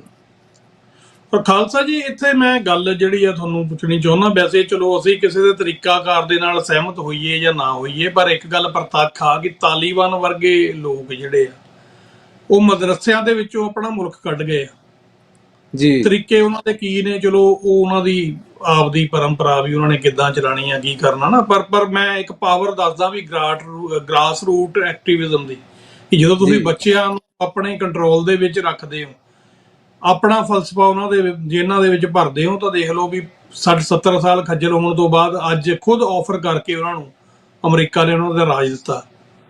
ਤੇ ਸਾਡੇ 'ਚ ਇਹ ਕਮੀ ਆ ਵੀ ਅਸੀਂ ਸਾਰਾ ਕੁਝ ਹੀ ਛੱਡ ਕੇ ਵੀ ਬਸ ਉਹ ਵਧੀਆ ਜਿਹਾ ਅੰਗਰੇਜ਼ੀ 'ਚ ਨਾਂ ਲਿਖਿਆ ਹੋਵੇ ਸਕੂਲ ਦਾ ਤੇ ਉਧਰ ਨੂੰ ਆਕਰਸ਼ਿਤ ਜ਼ਿਆਦਾ ਹੋ ਜਾਂਦੇ ਆ। ਜਦਕਿ ਲੋੜ ਇਹ ਆ ਕਿ ਸਾਨੂੰ ਆਪਣਾ ਸਿਸਟਮ ਆ, ਜਿਹੜਾ ਆਪਣਾ ਐਜੂਕੇਸ਼ਨ ਸਿਸਟਮ ਆ। ਸਾਡੇ ਕੋਲ ਗੁਰੂ ਗ੍ਰੰਥ ਸਾਹਿਬ ਜੀ ਸ਼ੋਭਤ ਨੇ, ਸਾਡੇ ਕੋਲ ਹੁਕਮਨਾਮੇ ਨੇ, ਸਾਡੇ ਕੋਲ ਗੁਰੂਆਂ ਦੀਆਂ ਹੱਥ ਲਿਖਤਾਂ ਨੇ, ਸਾਖੀਆਂ ਨੇ। ਸਾਨੂੰ ਦੁਨਿਆਵੀ ਤੌਰ ਤੇ ਠੀਕ ਆ ਵੀ ਚਲੋ ਜੋ ਦੁਨੀਆ ਦੇ ਵਿੱਚ ਚੱਲਦਾ ਥੋੜਾ ਬਹੁਤਾ ਉਹਦੀ ਪੜ੍ਹਾਈ ਵੀ ਕਰਨੀ ਚਾਹੀਦੀ ਆ, ਪਰ ਇੱਕ ਬੇਸਿਕ ਜਿਹੜਾ ਕਰੈਕਟਰ ਬਿਲਡਿੰਗ ਕਰਨੀ ਆ ਅਸੀਂ ਆਪਣੇ ਬੱਚੇ ਦੀ, ਤੇ ਸਾਡੇ ਕੋਲ ਤਾਂ ਜਿਹੜਾ ਖਜ਼ਾਨਾ ਪਿਆ ਮੈਨੂੰ ਨਹੀਂ ਲੱਗਦਾ ਕਿਸੇ ਹੋਰ ਦੇ ਕੋਲ ਹੋਊਗਾ। ਪਰ ਉਹਦੇ ਵੱਲ ਜਿਹੜਾ ਧਿਆਨ ਆ, ਜੇ ਕੋਈ ਬੱਚੇ ਨੂੰ ਸਿੱਖ ਸਕੂਲ ਦੇ ਵਿੱਚ ਜਿੱਥੇ ਗੁਰਮਤਿ ਦੀ ਵਿੱਦਿਆ ਵੀ ਨਾਲ ਗਰੰਟੀ ਕੀਤੀ ਜਾਂਦੀ ਹੋਵੇ, ਉਧਰ ਨੂੰ ਭੇਜਦਾ ਵੀ ਆ, ਤਾਂ ਉਹ ਨਾਲ ਦੇ ਆਂਢੀ ਗੁਆਂਢੀ ਕਹਿਣ ਲੱਗ ਪੈਂਦੇ ਵੀ ਤੂੰ ਨਿਆਣੇ ਨੂੰ ਪਾਠੀ ਬਣਾਉਣਾ। ਸੋ ਇਸ ਕਿਸਮ ਦਾ ਨਿਗਾਰ ਆ ਜਿਹੜਾ ਉਹ ਸੋਸਾਇਟੀ ਦੇ ਵਿੱਚ ਆ ਚੁੱਕਾ। ਸੋ ਕਿਵੇਂ ਤੁਸੀਂ ਸਮਝਦੇ ਹੋ ਕਿ ਕਿਵੇਂ ਇਹਨੂੰ ਆਪਾਂ ਲਾਮਬੰਦ ਤਰੀਕੇ ਦੇ ਨਾਲ ਕਰ ਸਕਦੇ ਹਾਂ? ਇਹਦੇ 'ਚ ਨਾ ਭਾਈ ਸਾਹਿਬ ਜੀ ਗੁਰਦੁਆਰਾ ਸਾਹਿਬ ਨਾ ਜਿਹੜੇ ਸੀਗੇ, ਸ਼ਾਇਦ ਅਸੀਂ ਉਹਦੀ ਵੀ ਪਰਿਭਾਸ਼ਾ ਜੇ ਸੰਗਤ ਵਿੱਚ ਕਰਦੇ ਨੇ ਗੁਰਮੁਖ ਪਿਆਰੇ, ਮੈਂ ਇੱਦਾਂ ਨਹੀਂ ਕਹਿੰਦਾ ਵੀ ਕੀਤੀ ਨਹੀਂ ਕਿਸੇ ਨੇ, ਪਰ ਉਹਨੂੰ ਵੱਡੇ ਪੱਧਰ ਤੇ ਸੀਗੀ ਸਮਝਾਉਣ ਦੀ ਲੋੜ ਵੀ ਗੁਰਦੁਆਰਾ ਸਾਹਿਬ ਕੋਈ ਪੂਜਾ ਸਥਾਨ ਨਹੀਂ ਬਣਾਏ ਸੀ ਗੁਰੂ ਸਾਹਿਬ ਨੇ ਵੀ ਇਕੱਲੇ ਤੁਸੀਂ ਮੱਥਾ ਟੇਕਣਾ ਤੇ ਪ੍ਰਸ਼ਾਦ ਲੈ ਕੇ ਘਰ ਨੂੰ ਜਾਓ ਜੀ। ਇਹ ਇੱਦਾਂ ਆਪਾਂ ਕਹਿ ਸਕਦੇ ਹਾਂ ਕਿ ਇੱਕ ਅਗਿਆਨੀ ਲਈ ਗਿਆਨ ਦਾ ਕੇਂਦਰ ਵੀ ਹੈ ਜੀ ਗੁਰਦੁਆਰਾ ਸਾਹਿਬ, ਇੱਕ ਰੋਗੀ ਲਈ ਹਸਪਤਾਲ ਸੀ ਗੁਰਦੁਆਰਾ ਸਾਹਿਬ, ਨਿਥਾਵੇਂ ਲਈ ਇਹ ਥਾਂ ਸੀ ਜੀ, ਹੈ ਨਾ ਗੁਰਦੁਆਰਾ ਸਾਹਿਬ ਜੀ। ਸਾਰੇ ਪੱਖਾਂ ਤੋਂ ਅਗਵਾਈ ਕਰਦਾ ਸੀ ਗੁਰਦੁਆਰਾ ਸਾਹਿਬ। ਤੇ ਸਾਡੇ ਲਈ ਸਭ ਤੋਂ ਪਹਿਲੀ ਗੱਲ ਗੁਰੂ ਗ੍ਰੰਥ ਸਾਹਿਬ ਕਹਿੰਦੇ ਸਤ ਸੰਗਤ ਸਤਿਗੁਰ ਚਟਸਾਲ ਹੈ ਜਤ ਹਰ ਗੁਣ ਸਿੱਖਾ। ਇਹ ਸਾਡਾ ਸਕੂਲ ਸੀ ਜੀ। ਹੁਣ ਜਿੱਥੋਂ ਬੱਚੇ ਦਾ ਮੁੱਢ ਵੱਜਣਾ ਜੀ, ਮੈਨੂੰ ਇਹ ਕਹਿਣ 'ਚ ਕੋਈ ਮੈਨੂੰ ਲੱਗਦਾ ਨਹੀਂ ਵੀ ਮੈਂ ਗਲਤ ਕਹਿ ਰਿਹਾ, ਸ਼ਾਇਦ ਬਾਕੀ ਤੁਸੀਂ ਸਿਆਣੇ ਹੋ, ਕਿ 70% ਗੁਰਦੁਆਰਾ ਸਾਹਿਬਾਨਾਂ 'ਚ ਉਹ ਨਹੀਂ ਹੋ ਰਿਹਾ ਜੋ ਹੋਣਾ ਚਾਹੀਦਾ ਸੀ ਜੀ। ਇਸ ਲਈ ਤਾਂ ਨਹੀਂ ਬਣਾਏ ਸੀ ਤੁਸੀਂ ਨਿਤਨੇਮ ਕਰਨਾ, ਮੱਥਾ ਟੇਕ ਕੇ ਮੁੜ ਜੀ ਜਾਣਾ। ਜੀ ਇਹ ਇੱਕ ਪਲੈਨਿੰਗ ਦੇ ਤਹਿਤ ਹੀ ਐਂ ਲੱਗਦਾ ਕਿ ਤੁਸੀਂ ਇਹਨੂੰ ਵੱਧ ਵਾਚ ਕਰਦੇ ਰਹਿੰਦੇ ਹੋ। ਸਿਆਸੀ ਤੌਰ ਤੇ ਸਾਡਾ ਬਹੁਤਾ ਇਸ 'ਤੇ ਤਜਰਬਾ ਨਹੀਂਗਾ ਕਿ ਗੁਰਦੁਆਰਾ ਸਾਹਿਬਾਂ 'ਚ ਰਸਮੀ ਜੇ ਨਿਤਨੇਮ ਤੋਂ ਬਿਨਾਂ ਬਾਕੀ ਕੁਝ ਸੰਗਤ ਨੂੰ, ਬੱਚਿਆਂ ਨੂੰ ਸਮਝਾਉਣ ਦੀ ਗੱਲ ਜਿਹੜੀ ਮਹਾਰਾਜਾ ਰਣਜੀਤ ਸਿੰਘ ਵੇਲੇ ਤਾਂ ਜ਼ਰੂਰੀ ਹੁੰਦਾ ਸੀ ਵੀ ਜਿੱਥੇ ਤੁਸੀਂ ਗੁਰਦੁਆਰਾ ਸਾਹਿਬ ਬਣਾਉਣਾ ਨਾਲ ਬੱਚਿਆਂ ਨੂੰ ਪੜ੍ਹਾਉਣ ਦਾ ਪ੍ਰਬੰਧ ਕਰਨਾ ਪੈਣਾ ਜੀ। ਮਸੀਤ ਬਣਾਉਣੀ ਹੈ ਤੇ ਸਕੂਲ ਨਾਲ ਬਣਾਉਣਾ ਪੈਣਾ ਜੀ, ਉਹ ਤਾਂ ਕੰਪਲਸਰੀ ਹੁੰਦਾ ਸੀ ਜੀ। ਜੀ ਅੱਜ ਜਿਹੜਾ ਗੁਰਦੁਆਰਾ ਸਾਹਿਬਾਨਾਂ ਦੇ ਨਾ ਲੋਕ ਗੱਲਾਂ ਕਰਦੇ ਨਾ ਜਦੋਂ ਜੀ ਵੀ ਗ੍ਰੰਥੀ ਸਿੰਘ ਪ੍ਰਚਾਰਕ, ਇਹ ਉਹ ਗੱਲ ਨਹੀਂ ਰਹੇਗੀ ਜੀ ਬਾਬਾ ਬੁੱਢਾ ਸਾਹਿਬ ਵਾਲੀ। ਦੂਜਾ ਪੱਖ ਵੀ ਵੇਖੋ ਕਿ ਜੇ ਬਾਬਾ ਬੁੱਢਾ ਸਾਹਿਬ ਵਾਲੀ ਗੱਲ ਨਹੀਂ ਰਹੀ, ਥਿਲਕ ਗਈ ਸਾਡੀ ਇਸ ਪਾਸੇ ਤੋਂ, ਕੋਈ ਢਿੱਲਾਂ ਆ ਗਈਆਂ ਜੀਵਨ 'ਚ, ਤੇ ਪ੍ਰਬੰਧਕ ਵੀ ਤਾਂ ਕੌਣ ਸੀ ਉਸ ਵੇਲੇ, ਇਹ ਵੀ ਵੇਖੀ ਹੈ ਨਾ ਜੀ। ਜੀ ਜਦੋਂ ਬਾਬਾ ਬੁੱਢਾ ਸਾਹਿਬ ਜੀ ਗ੍ਰੰਥੀ ਨੇ ਤਾਂ ਪ੍ਰਬੰਧਕ ਗੁਰੂ ਹਰਗੋਬਿੰਦ ਸਾਹਿਬ ਨੇ ਜੀ, ਜੀ ਗੁਰੂ ਅਰਜਨ ਦੇਵ ਸਾਹਿਬ ਨੇ। ਤੇ ਅੱਜ ਸਾਡੇ ਪ੍ਰਬੰਧਕਾਂ 'ਚ ਵੀ ਇਹ ਗੱਲਾਂ ਤੇ ਲੋਕ ਬੜੇ ਨਾਰਾਜ਼ ਵੀ ਹੁੰਦੇ ਆ ਜਦੋਂ ਵੇਖੀਦਾ ਵੀ ਗੁਰਦੁਆਰਾ ਸਾਹਿਬ ਦਾ ਪ੍ਰਧਾਨ, ਸੈਕਟਰੀ ਤੇ ਉਹਨਾਂ ਦੀ ਹਾਲਤ ਇਹ ਹੁੰਦੀ ਹੈ ਕਿ ਸ਼ਾਮ ਨੂੰ 5 ਵਜੇ ਤੋਂ ਬਾਅਦ ਗੁਰਦੁਆਰਾ ਸਾਹਿਬ ਆਉਣ ਵਾਲੇ ਨਹੀਂ ਹੁੰਦੇ। ਉਹ ਕਹਿੰਦੇ ਜੀ ਤੜਕੇ ਤੜਕੇ ਕੋਈ ਕਰ ਲਓ, ਜੇ ਕਰਨਾ ਸਮਾਗਮ ਤਾਂ ਸ਼ਾਮਾਂ ਨੂੰ ਸਾਥੋਂ ਨਹੀਂ ਆਇਆ ਜਾਣਾ। ਜੀ ਸਰੂਪ ਦੇ ਪੱਖ ਤੋਂ ਵੀ ਢਿੱਲ ਆ ਗਈ ਤੇ ਅੰਦਰੋਂ ਤਾਂ ਗੁਰੂ ਜਾਣਦਾ ਜੀ, ਹਨਾ। ਮੇਰੇ ਤਾਂ ਆਪਦੇ ਢਿੱਲਾਂ ਨੇ, ਪਰ ਉਹ ਕੁਦਰਤੀ ਹੈ, ਜਿਹੋ ਜਿਹਾ ਬੰਦਾ ਆਪ ਹੋਵੇ ਉਹੋ ਜਿਹੇ ਲੱਗਦੇ ਸਾਰੇ। ਜੀ ਤੋ ਅੰਦਰੋਂ ਵੀ ਢਿੱਲ ਆ ਗਈ ਕਿਤੇ ਨਾ ਕਿਤੇ। ਸਾਨੂੰ ਗੁਰਦੁਆਰਾ ਸਾਹਿਬਾਂ ਦਾ ਪ੍ਰਬੰਧ ਸੁਧਾਰਨਾ ਪੈਣਾ, ਸਾਨੂੰ ਇੱਥੇ ਹੀ ਯਤਨ ਕਰਨੇ ਪੈਣੇ ਆ। ਗੁਰੂ ਦੇ ਘਰ ਚੋਂ ਹੀ, ਇਹ ਗੁਰੂ ਦਾ ਸਕੂਲ ਸੀਗਾ ਜੀ। ਤੋ ਸਕੂਲ ਚੋਂ ਕਈ ਵਾਰੀ ਐਂ ਵੀ ਹੁੰਦਾ ਕਿ ਜਦੋਂ ਅਸੀਂ ਵੇਖਦੇ ਹਾਂ ਸਰਕਾਰੀ ਸਕੂਲਾਂ ਵੱਲ, ਸਰਕਾਰੀ ਟਰਾਂਸਪੋਰਟ ਵੱਲ, ਸਰਕਾਰੀ ਹਸਪਤਾਲਾਂ ਵੱਲ, ਤਾਂ ਉਦੋਂ ਇੱਕ ਵੇਖੀਦਾ ਕਿ ਪ੍ਰਾਈਵੇਟੇਸ਼ਨ ਵੱਲ ਨੂੰ ਲੋਕ ਕਾਹਤੋਂ ਵਧੇ, ਜਦੋਂ ਸਰਕਾਰੀ 'ਚ ਉਹ ਨਹੀਂ ਹੋਇਆ ਜੋ ਹੋਣਾ ਚਾਹੀਦਾ ਸੀ। ਜੀ ਤੋ ਅੱਜ ਵੀ ਐਂ ਲੱਗਦਾ ਕਿ ਗੁਰਦੁਆਰਾ ਸਾਹਿਬਾਨਾਂ 'ਚ ਜੋ ਹੋਣਾ ਚਾਹੀਦਾ ਜੇ ਹੋਣ ਲੱਗ ਪਿਆ ਤਾਂ ਲੋਕੀ ਡੇਰਿਆਂ ਵੱਲ ਨਹੀਂ ਜਾਣਗੇ। ਡੇਰਿਆਂ ਵਾਲੇ ਜਿਹੜੇ ਪ੍ਰਾਈਵੇਟ ਕੰਪਨੀਆਂ ਹੀ ਸਾਰੀਆਂ ਜੀ ਇਹ, ਜੀ ਤੇ ਲੋਕਾਂ ਦਾ ਪ੍ਰਾਈਵੇਟੇਸ਼ਨ ਵੱਲ ਨੂੰ ਧਿਆਨ ਉਦੋਂ ਹੀ ਜਾਂਦਾ ਜਦੋਂ ਕਦੇ ਸਰਕਾਰੀ 'ਚ ਆ ਕੇ ਢੱਲਾਂ ਪੈਂਦੀਆਂ। ਉਵੇਂ ਜੇ ਗੁਰੂ ਘਰਾਂ 'ਚ ਅਸੀਂ ਵੇਖਿਆ ਕਿ ਅਸੀਂ ਗੁਰਮਤਿ ਸਿਧਾਂਤਾਂ ਤੇ ਪਹਿਰਾ ਨਹੀਂ ਦੇ ਸਕੇ। ਹੁਣ ਕਦੇ ਕਦੇ ਹੈਰਾਨੀ ਹੁੰਦੀ ਹੈ ਕਿ ਜਾਤ ਪਾਤ ਨੂੰ ਅਸੀਂ ਕੱਟਿਆ ਗੁਰੂ ਸਾਹਿਬ ਨੇ ਬਾਣੀ 'ਚ ਤੇ ਅਡਾਪਟ ਕੀਤਾ ਨਹੀਂ ਜੀ। ਅਸੀਂ ਤਾਂ ਗੁਰਦੁਆਰੇ ਹੀ ਜਾਤਾਂ ਪਾਤਾਂ ਦੇ ਨਾਂ ਤੇ ਬਣਾ ਕੇ ਰੱਖਤੇ ਜੀ। ਜੀ ਉੱਥੋਂ ਹੁਣ ਅਸੀਂ ਏਕਤਾ ਦੀ ਗੱਲ ਕਿਵੇਂ ਕਰਾਂਗੇ ਜੀ, ਜਿੱਥੇ ਅਸੀਂ ਜਾਤਾਂ ਦੇ ਆਧਾਰ ਤੇ ਬਾਹਰ ਲੇਬਲ ਲਾਤੇ ਜੀ। ਤਾਂ ਸਾਨੂੰ ਇਹ ਜ਼ਰੂਰ ਕੋਸ਼ਿਸ਼ ਕਰਨੀ ਪੈਣੀ ਆ ਕਿ ਗੁਰਦੁਆਰਾ ਸਾਹਿਬ ਇਕੱਲੇ ਮੱਥਾ ਟੇਕਣ ਦੀ ਥਾਂ ਨਹੀਂ ਸੀ ਵੀ ਪੂਜਾ ਕਰ ਚੱਲੋ। ਇੱਥੋਂ ਨੇਸ਼ਨ ਬਿਲਡ ਤਾਂ ਇੱਥੋਂ ਹੋਣੀ ਸੀ ਜੀ। ਸਾਡਾ ਤਾਂ ਕੇਂਦਰ ਇਹ ਸੀਗਾ। ਉਹ ਤਾਂ ਬਹੁਤੇ ਨਾ ਜੀ ਪੰਜਾਬ 'ਚ ਅਸੀਂ ਹੁਣ ਬੱਚਿਆਂ ਦਾ ਜਦੋਂ ਸ਼ੁਰੂ ਕਰੀਦਾ, ਕਈ ਵਾਰੀ ਸਾਨੂੰ ਅਫਸੋਸ ਹੁੰਦਾ ਕਿ ਗੁਰਦੁਆਰਾ ਸਾਹਿਬਾਂ ਦੇ ਪ੍ਰਬੰਧਕਾਂ ਵੱਲੋਂ ਸਹਿਯੋਗ ਦੇਣ ਦੀ ਬਜਾਏ ਵਿਰੋਧ ਕੀਤਾ ਜਾਂਦਾ। ਜੀ ਤੁਸੀਂ ਕੌਣ ਆ, ਕਿੱਥੋਂ ਆਏ ਹੋ? ਗੁਰੂ ਦੇ ਵਜ਼ੀਰ ਨੇ, ਜਿਹਦਾ ਡਿਊਟੀ ਹੈ ਜੀ, ਹੁਣ ਇੱਕ ਟੀਚਰ ਦੀ ਡਿਊਟੀ ਆ, ਅਧਿਆਪਕ ਦੀ ਆ ਪੜ੍ਹਾਉਣਾ, ਤੇ ਬਾਹਰੋਂ ਆ ਕੇ ਕੋਈ ਕਹੇ ਵੀ ਮੈਂ ਤੇਰੀ ਡਿਊਟੀ ਕਰਦਾ ਤੇ ਉਹ ਇਤਰਾਜ਼ ਕਰੇ ਵੀ ਨਹੀਂ ਜੀ ਸਾਡੇ ਤਾਂ ਲੋੜ ਹੀ ਨਹੀਂ। ਉਦੋਂ ਫਿਰ ਅਫਸੋਸ ਹੁੰਦਾ ਵੀ ਅਸੀਂ ਆਪਣੀਆਂ ਜ਼ਿੰਮੇਵਾਰੀਆਂ ਤੋਂ ਕਿੰਨੇ ਦੂਰ ਜਾ ਚੁੱਕੇ ਹਾਂ। ਕਿੱਥੇ ਖੜੀ ਸਮਝ ਸਾਡੀ ਵੀ ਗੁਰਦੁਆਰਾ ਸਾਹਿਬ ਕਾਹਦੇ ਵਾਸਤੇ ਸੀ ਸਾਡਾ। ਤਾਂ ਸਾਨੂੰ ਇਹ ਯਤਨ ਗੁਰੂ ਘਰਾਂ ਚੋਂ ਹੀ ਆਰੰਭ ਕਰਕੇ ਅਸੀਂ ਬਹੁਤ ਵੱਡੇ ਮੁਕਾਮ ਤੱਕ ਪਹੁੰਚ ਸਕਦੇ ਹਾਂ। ਗੁਰੂ ਸਾਹਿਬ ਕਿਰਪਾ ਕਰਦੇ ਆ। ਜੀ ਅੱਜ ਤਾਂ 70% ਬੰਦ ਆ ਜੀ। ਪੰਜਾਬ ਦਾ ਹਾਲ ਤੇ ਹੋਈ ਆ। ਤੁਹਾਡਾ ਮੈਨੂੰ ਪਤਾ ਨਹੀਂ ਬਹੁਤਾ, ਮੈਂ ਤਾਂ ਮਹੀਨੇ ਕੁ ਦਾ ਹੀ ਆਇਆ, ਜੀ ਪਰ ਅਸੀਂ ਗੁਰੂ ਘਰਾਂ 'ਚ ਇਹ ਗੱਲ ਵਿਸਾਰ ਚੁੱਕੇ ਹਾਂ ਜੀ ਬੱਚਿਆਂ ਵਾਲੇ ਪਾਸੇ ਤੋਂ। ਬਹੁਤ ਲੋਕ ਤਾਂ ਉਸ ਵੇਲੇ ਹੈਰਾਨੀ ਹੁੰਦੀ ਸਾਨੂੰ ਜਦੋਂ ਲੰਗਰ ਵਾਸਤੇ ਪੈਸੇ ਇਕੱਠੇ ਕਰਨੇ, ਤੁਸੀਂ ਤੇ ਲੱਖਾਂ ਰੁਪਏ ਇਕੱਠੇ ਹੋ ਜਾਣੇ ਜੀ। ਜੀ ਤੁਸੀਂ ਗੁਰਮਤਿ ਕਲਾਸਾਂ ਵਾਸਤੇ ਕਹੋ ਤੇ ਲੋਕੀ ਸੁਭਾਵ ਕਹਿੰਦੇ ਵੀ ਇਹਦੀ ਕੀ ਲੋੜ ਆ, ਜਦੋਂ ਕਿ ਐਂ ਲੱਗਦਾ ਹੁੰਦਾ ਵੀ ਮੁੱਢ ਤਾਂ ਇੱਥੋਂ ਵੱਜਣਾ ਜੀ। ਬਿਲਕੁਲ ਅਸੀਂ ਕਿਸੇ ਇਮਾਰਤ ਦੀ ਉਸਾਰੀ ਕਰਦੇ ਹਾਂ, ਜੇ ਨੀਂਹ ਕਮਜ਼ੋਰ ਆ ਤੇ ਉਹ ਤੇ ਅਸੀਂ ਨਹੀਂ ਇਹ ਕਲਪਨਾ ਕਰ ਸਕਦੇ ਕਿ ਬਹੁਤ ਵੱਡੀ ਬਿਲਡਿੰਗ ਖੜੀ ਹੋ ਜੂਗੀ। ਜੀ ਕਰਕੇ ਸਾਨੂੰ ਇਹ ਜਿਹੜੀ ਗੱਲ ਤੁਸੀਂ ਕੀਤੀ ਇੱਥੇ ਬਾਹਰ, ਮੈਂ ਮਹਿਸੂਸ ਕੀਤਾ ਇਹ ਕਿ ਕਈ ਵਾਰੀ ਗੁਰਦੁਆਰਾ ਸਾਹਿਬ ਜਾ ਕੇ ਨਾ ਜੀ ਮਾਤਾ ਪਿਤਾ ਕਲੀਨ ਸ਼ੇਵ ਆ ਤੇ ਬੱਚੇ ਦੇ ਕੇਸ ਰੱਖੇ ਉਹਨਾਂ ਨੇ। ਜੀ ਇਹ ਮੋੜ ਤਾਂ ਆ ਰਿਹਾ ਜੀ, ਹਨਾ। ਪਰ ਕਿੰਨਾ ਚੰਗਾ ਹੁੰਦਾ ਕਿ ਜੇ ਅਸੀਂ ਜਿਵੇਂ ਸੱਭਿਆਚਾਰ ਦੀ ਗੱਲ ਅਸੀਂ ਕਰਦੇ ਹਾਂ ਨਾ ਜੀ, ਤੋ ਇਹਦੇ 'ਚ ਵੀ ਨਿਖੇੜਾ ਕਰਨਾ ਪੈਣਾ ਕਿ ਇੱਕ ਤਾਂ ਸੀਗਾ ਪੰਜਾਬੀ ਸੱਭਿਆਚਾਰ, ਇੱਕ ਸੀਗਾ ਸਿੱਖ ਸੱਭਿਆਚਾਰ। ਜੀ ਤੋ ਅਸੀਂ ਸਿੱਖ ਸੱਭਿਆਚਾਰ ਨੂੰ ਹੀ, ਪੰਜਾਬੀ ਸੱਭਿਆਚਾਰ ਨੂੰ ਹੀ, ਦੋਵਾਂ ਨੂੰ ਆਪਸ ਵਿੱਚ ਰਲ ਗੱਡ ਜੇ ਕਰਕੇ ਸੋਚੀ ਜਾਂਦੇ। ਪੰਜਾਬੀ ਸੱਭਿਆਚਾਰ ਹੀ ਖਬਰੇ ਸਿੱਖ ਸੱਭਿਆਚਾਰ ਨਹੀਂ, ਸਾਡਾ ਤਾਂ ਜੀ ਵੱਖਰਾ ਸੀ ਜੀ ਸਿੱਖ ਸੱਭਿਆਚਾਰ। ਇੱਥੇ ਤਾਂ ਮੈਂ ਹੋਰ ਵੀ ਵੇਖਿਆ ਬਾਹਰ ਆ ਕੇ ਤਾਂ ਕਿ ਸਿੱਖ ਸੱਭਿਆਚਾਰ, ਪੰਜਾਬੀ ਸੱਭਿਆਚਾਰ ਤੇ ਯੂਰਪੀਅਨ ਸੱਭਿਆਚਾਰ ਇੱਕ ਦਲੀਆ ਜਿਹਾ ਬਣਿਆ ਫਿਰਦਾ ਜੀ। ਜੀ ਤਾਂ ਸਾਨੂੰ ਸਿੱਖ ਸੱਭਿਆਚਾਰ ਨੂੰ ਵੀ ਸਮਝਣਾ ਪੈਣਾ ਕਿ ਸਾਡਾ ਆਪਣਾ ਵਿਰਸਾ ਸੀ, ਸਾਡਾ ਆਪਣਾ ਸੱਭਿਆਚਾਰ ਸੀ, ਅਸੀਂ ਉਹਨੂੰ ਅਡਾਪਟ ਕਰੀਏ। ਪੰਜਾਬੀ ਸੱਭਿਆਚਾਰ ਪੰਜਾਬੀ ਦਾ ਹੋ ਸਕਦਾ, ਪੰਜਾਬੀ ਤਾਂ ਕੋਈ ਵੀ ਹੋ ਸਕਦਾ ਜੀ। ਪੰਜਾਬ 'ਚ ਤਾਂ ਮੁਸਲਮਾਨ ਵੀਰ ਵੀ ਰਹਿੰਦੇ ਆ, ਹਿੰਦੂ ਵੀ ਰਹਿੰਦੇ ਆ ਜੀ, ਈਸਾਈ ਵੀ ਰਹਿੰਦੇ, ਉਹ ਅਪਣਾਈ ਚੱਲਣ ਜੀ। ਪੰਜਾਬੀ ਸੱਭਿਆਚਾਰ ਉਹਨਾਂ ਕੋਲੇ ਹੋਊਗਾ। ਜੀ ਅਸੀਂ ਤਾਂ ਸਿੱਖ ਸੱਭਿਆਚਾਰ ਨੂੰ ਅਡਾਪਟ ਕਰੀਏ ਨਾ, ਜਿਹੜਾ ਗੁਰੂ ਨੇ ਸਾਨੂੰ ਦਿੱਤਾ ਜੀ ਜੀ। ਜੀ। ਸੋ ਸਰਦਾਰ ਰਣਬੀਰ ਸਿੰਘ ਜੀ, ਤੁਹਾਡੇ ਤੋਂ ਮੈਂ ਆਣਾ, ਤੁਸੀਂ ਯੂਨਾਈਟਿਡ ਸਿੱਖਸ ਦੇ ਡਾਇਰੈਕਟਰ ਵੀ ਹੋ। ਕਦੀ ਇਸ ਤਰ੍ਹਾਂ ਦਾ ਵੀ ਉਪਰਾਲਾ ਕੀਤਾ ਗਿਆ ਜਾਂ ਹੋ ਸਕਦਾ ਯੂਨਾਈਟਿਡ ਸਿੱਖਸ ਵੱਲੋਂ ਵੀ, ਕਿ ਜਿਹੜਾ ਸਕੂਲਿੰਗ ਦੇ ਬੱਚੇ, ਖਾਸ ਕਰਕੇ ਜਿਹੜਾ ਗੁਰਮਤ ਦੀ ਸਕੂਲਿੰਗ ਆ, ਉਹਦੇ ਉੱਤੇ ਕੁਝ ਨਾ ਕੋਈ ਕੰਮ ਆ ਜਿਹੜਾ ਪੰਜਾਬ ਦੇ ਵਿੱਚ ਕੀਤਾ ਜਾ ਸਕੇ? ਕਿਉਂਕਿ ਗੱਲ ਤਾਂ ਆਪਾਂ ਸ਼ੁਰੂ ਕੀਤੀ ਸੀ ਨੇਸ਼ਨ ਬਿਲਡਿੰਗ ਤੋਂ, ਇੱਥੇ ਤਾਂ ਪਹਿਲਾਂ ਮੈਨੂੰ ਲੱਗਦਾ ਵੀ ਮਸਲਾ ਕਰੈਕਟਰ ਬਿਲਡਿੰਗ ਦਾ ਹੀ ਪਿਆ ਆਪਣੇ ਕੋਲ। ਅਸੀਂ ਜਿਹੜਾ ਇੱਕ ਨੇਸ਼ਨ ਵਜੋਂ ਵਿਚਰ ਹੀ ਨਹੀਂ ਰਹੇ, ਤੇ ਫਿਰ ਬਿਲਡਿੰਗ ਦਾ ਜਿਹੜੀ ਬਾਅਦ ਦੀ ਗੱਲ ਨਾ, ਪਹਿਲਾਂ ਅਸੀਂ ਮਹਿਸੂਸ ਤਾਂ ਕਰੀਏ ਵੀ ਅਸੀਂ ਇੱਕ ਕੌਮ ਆ।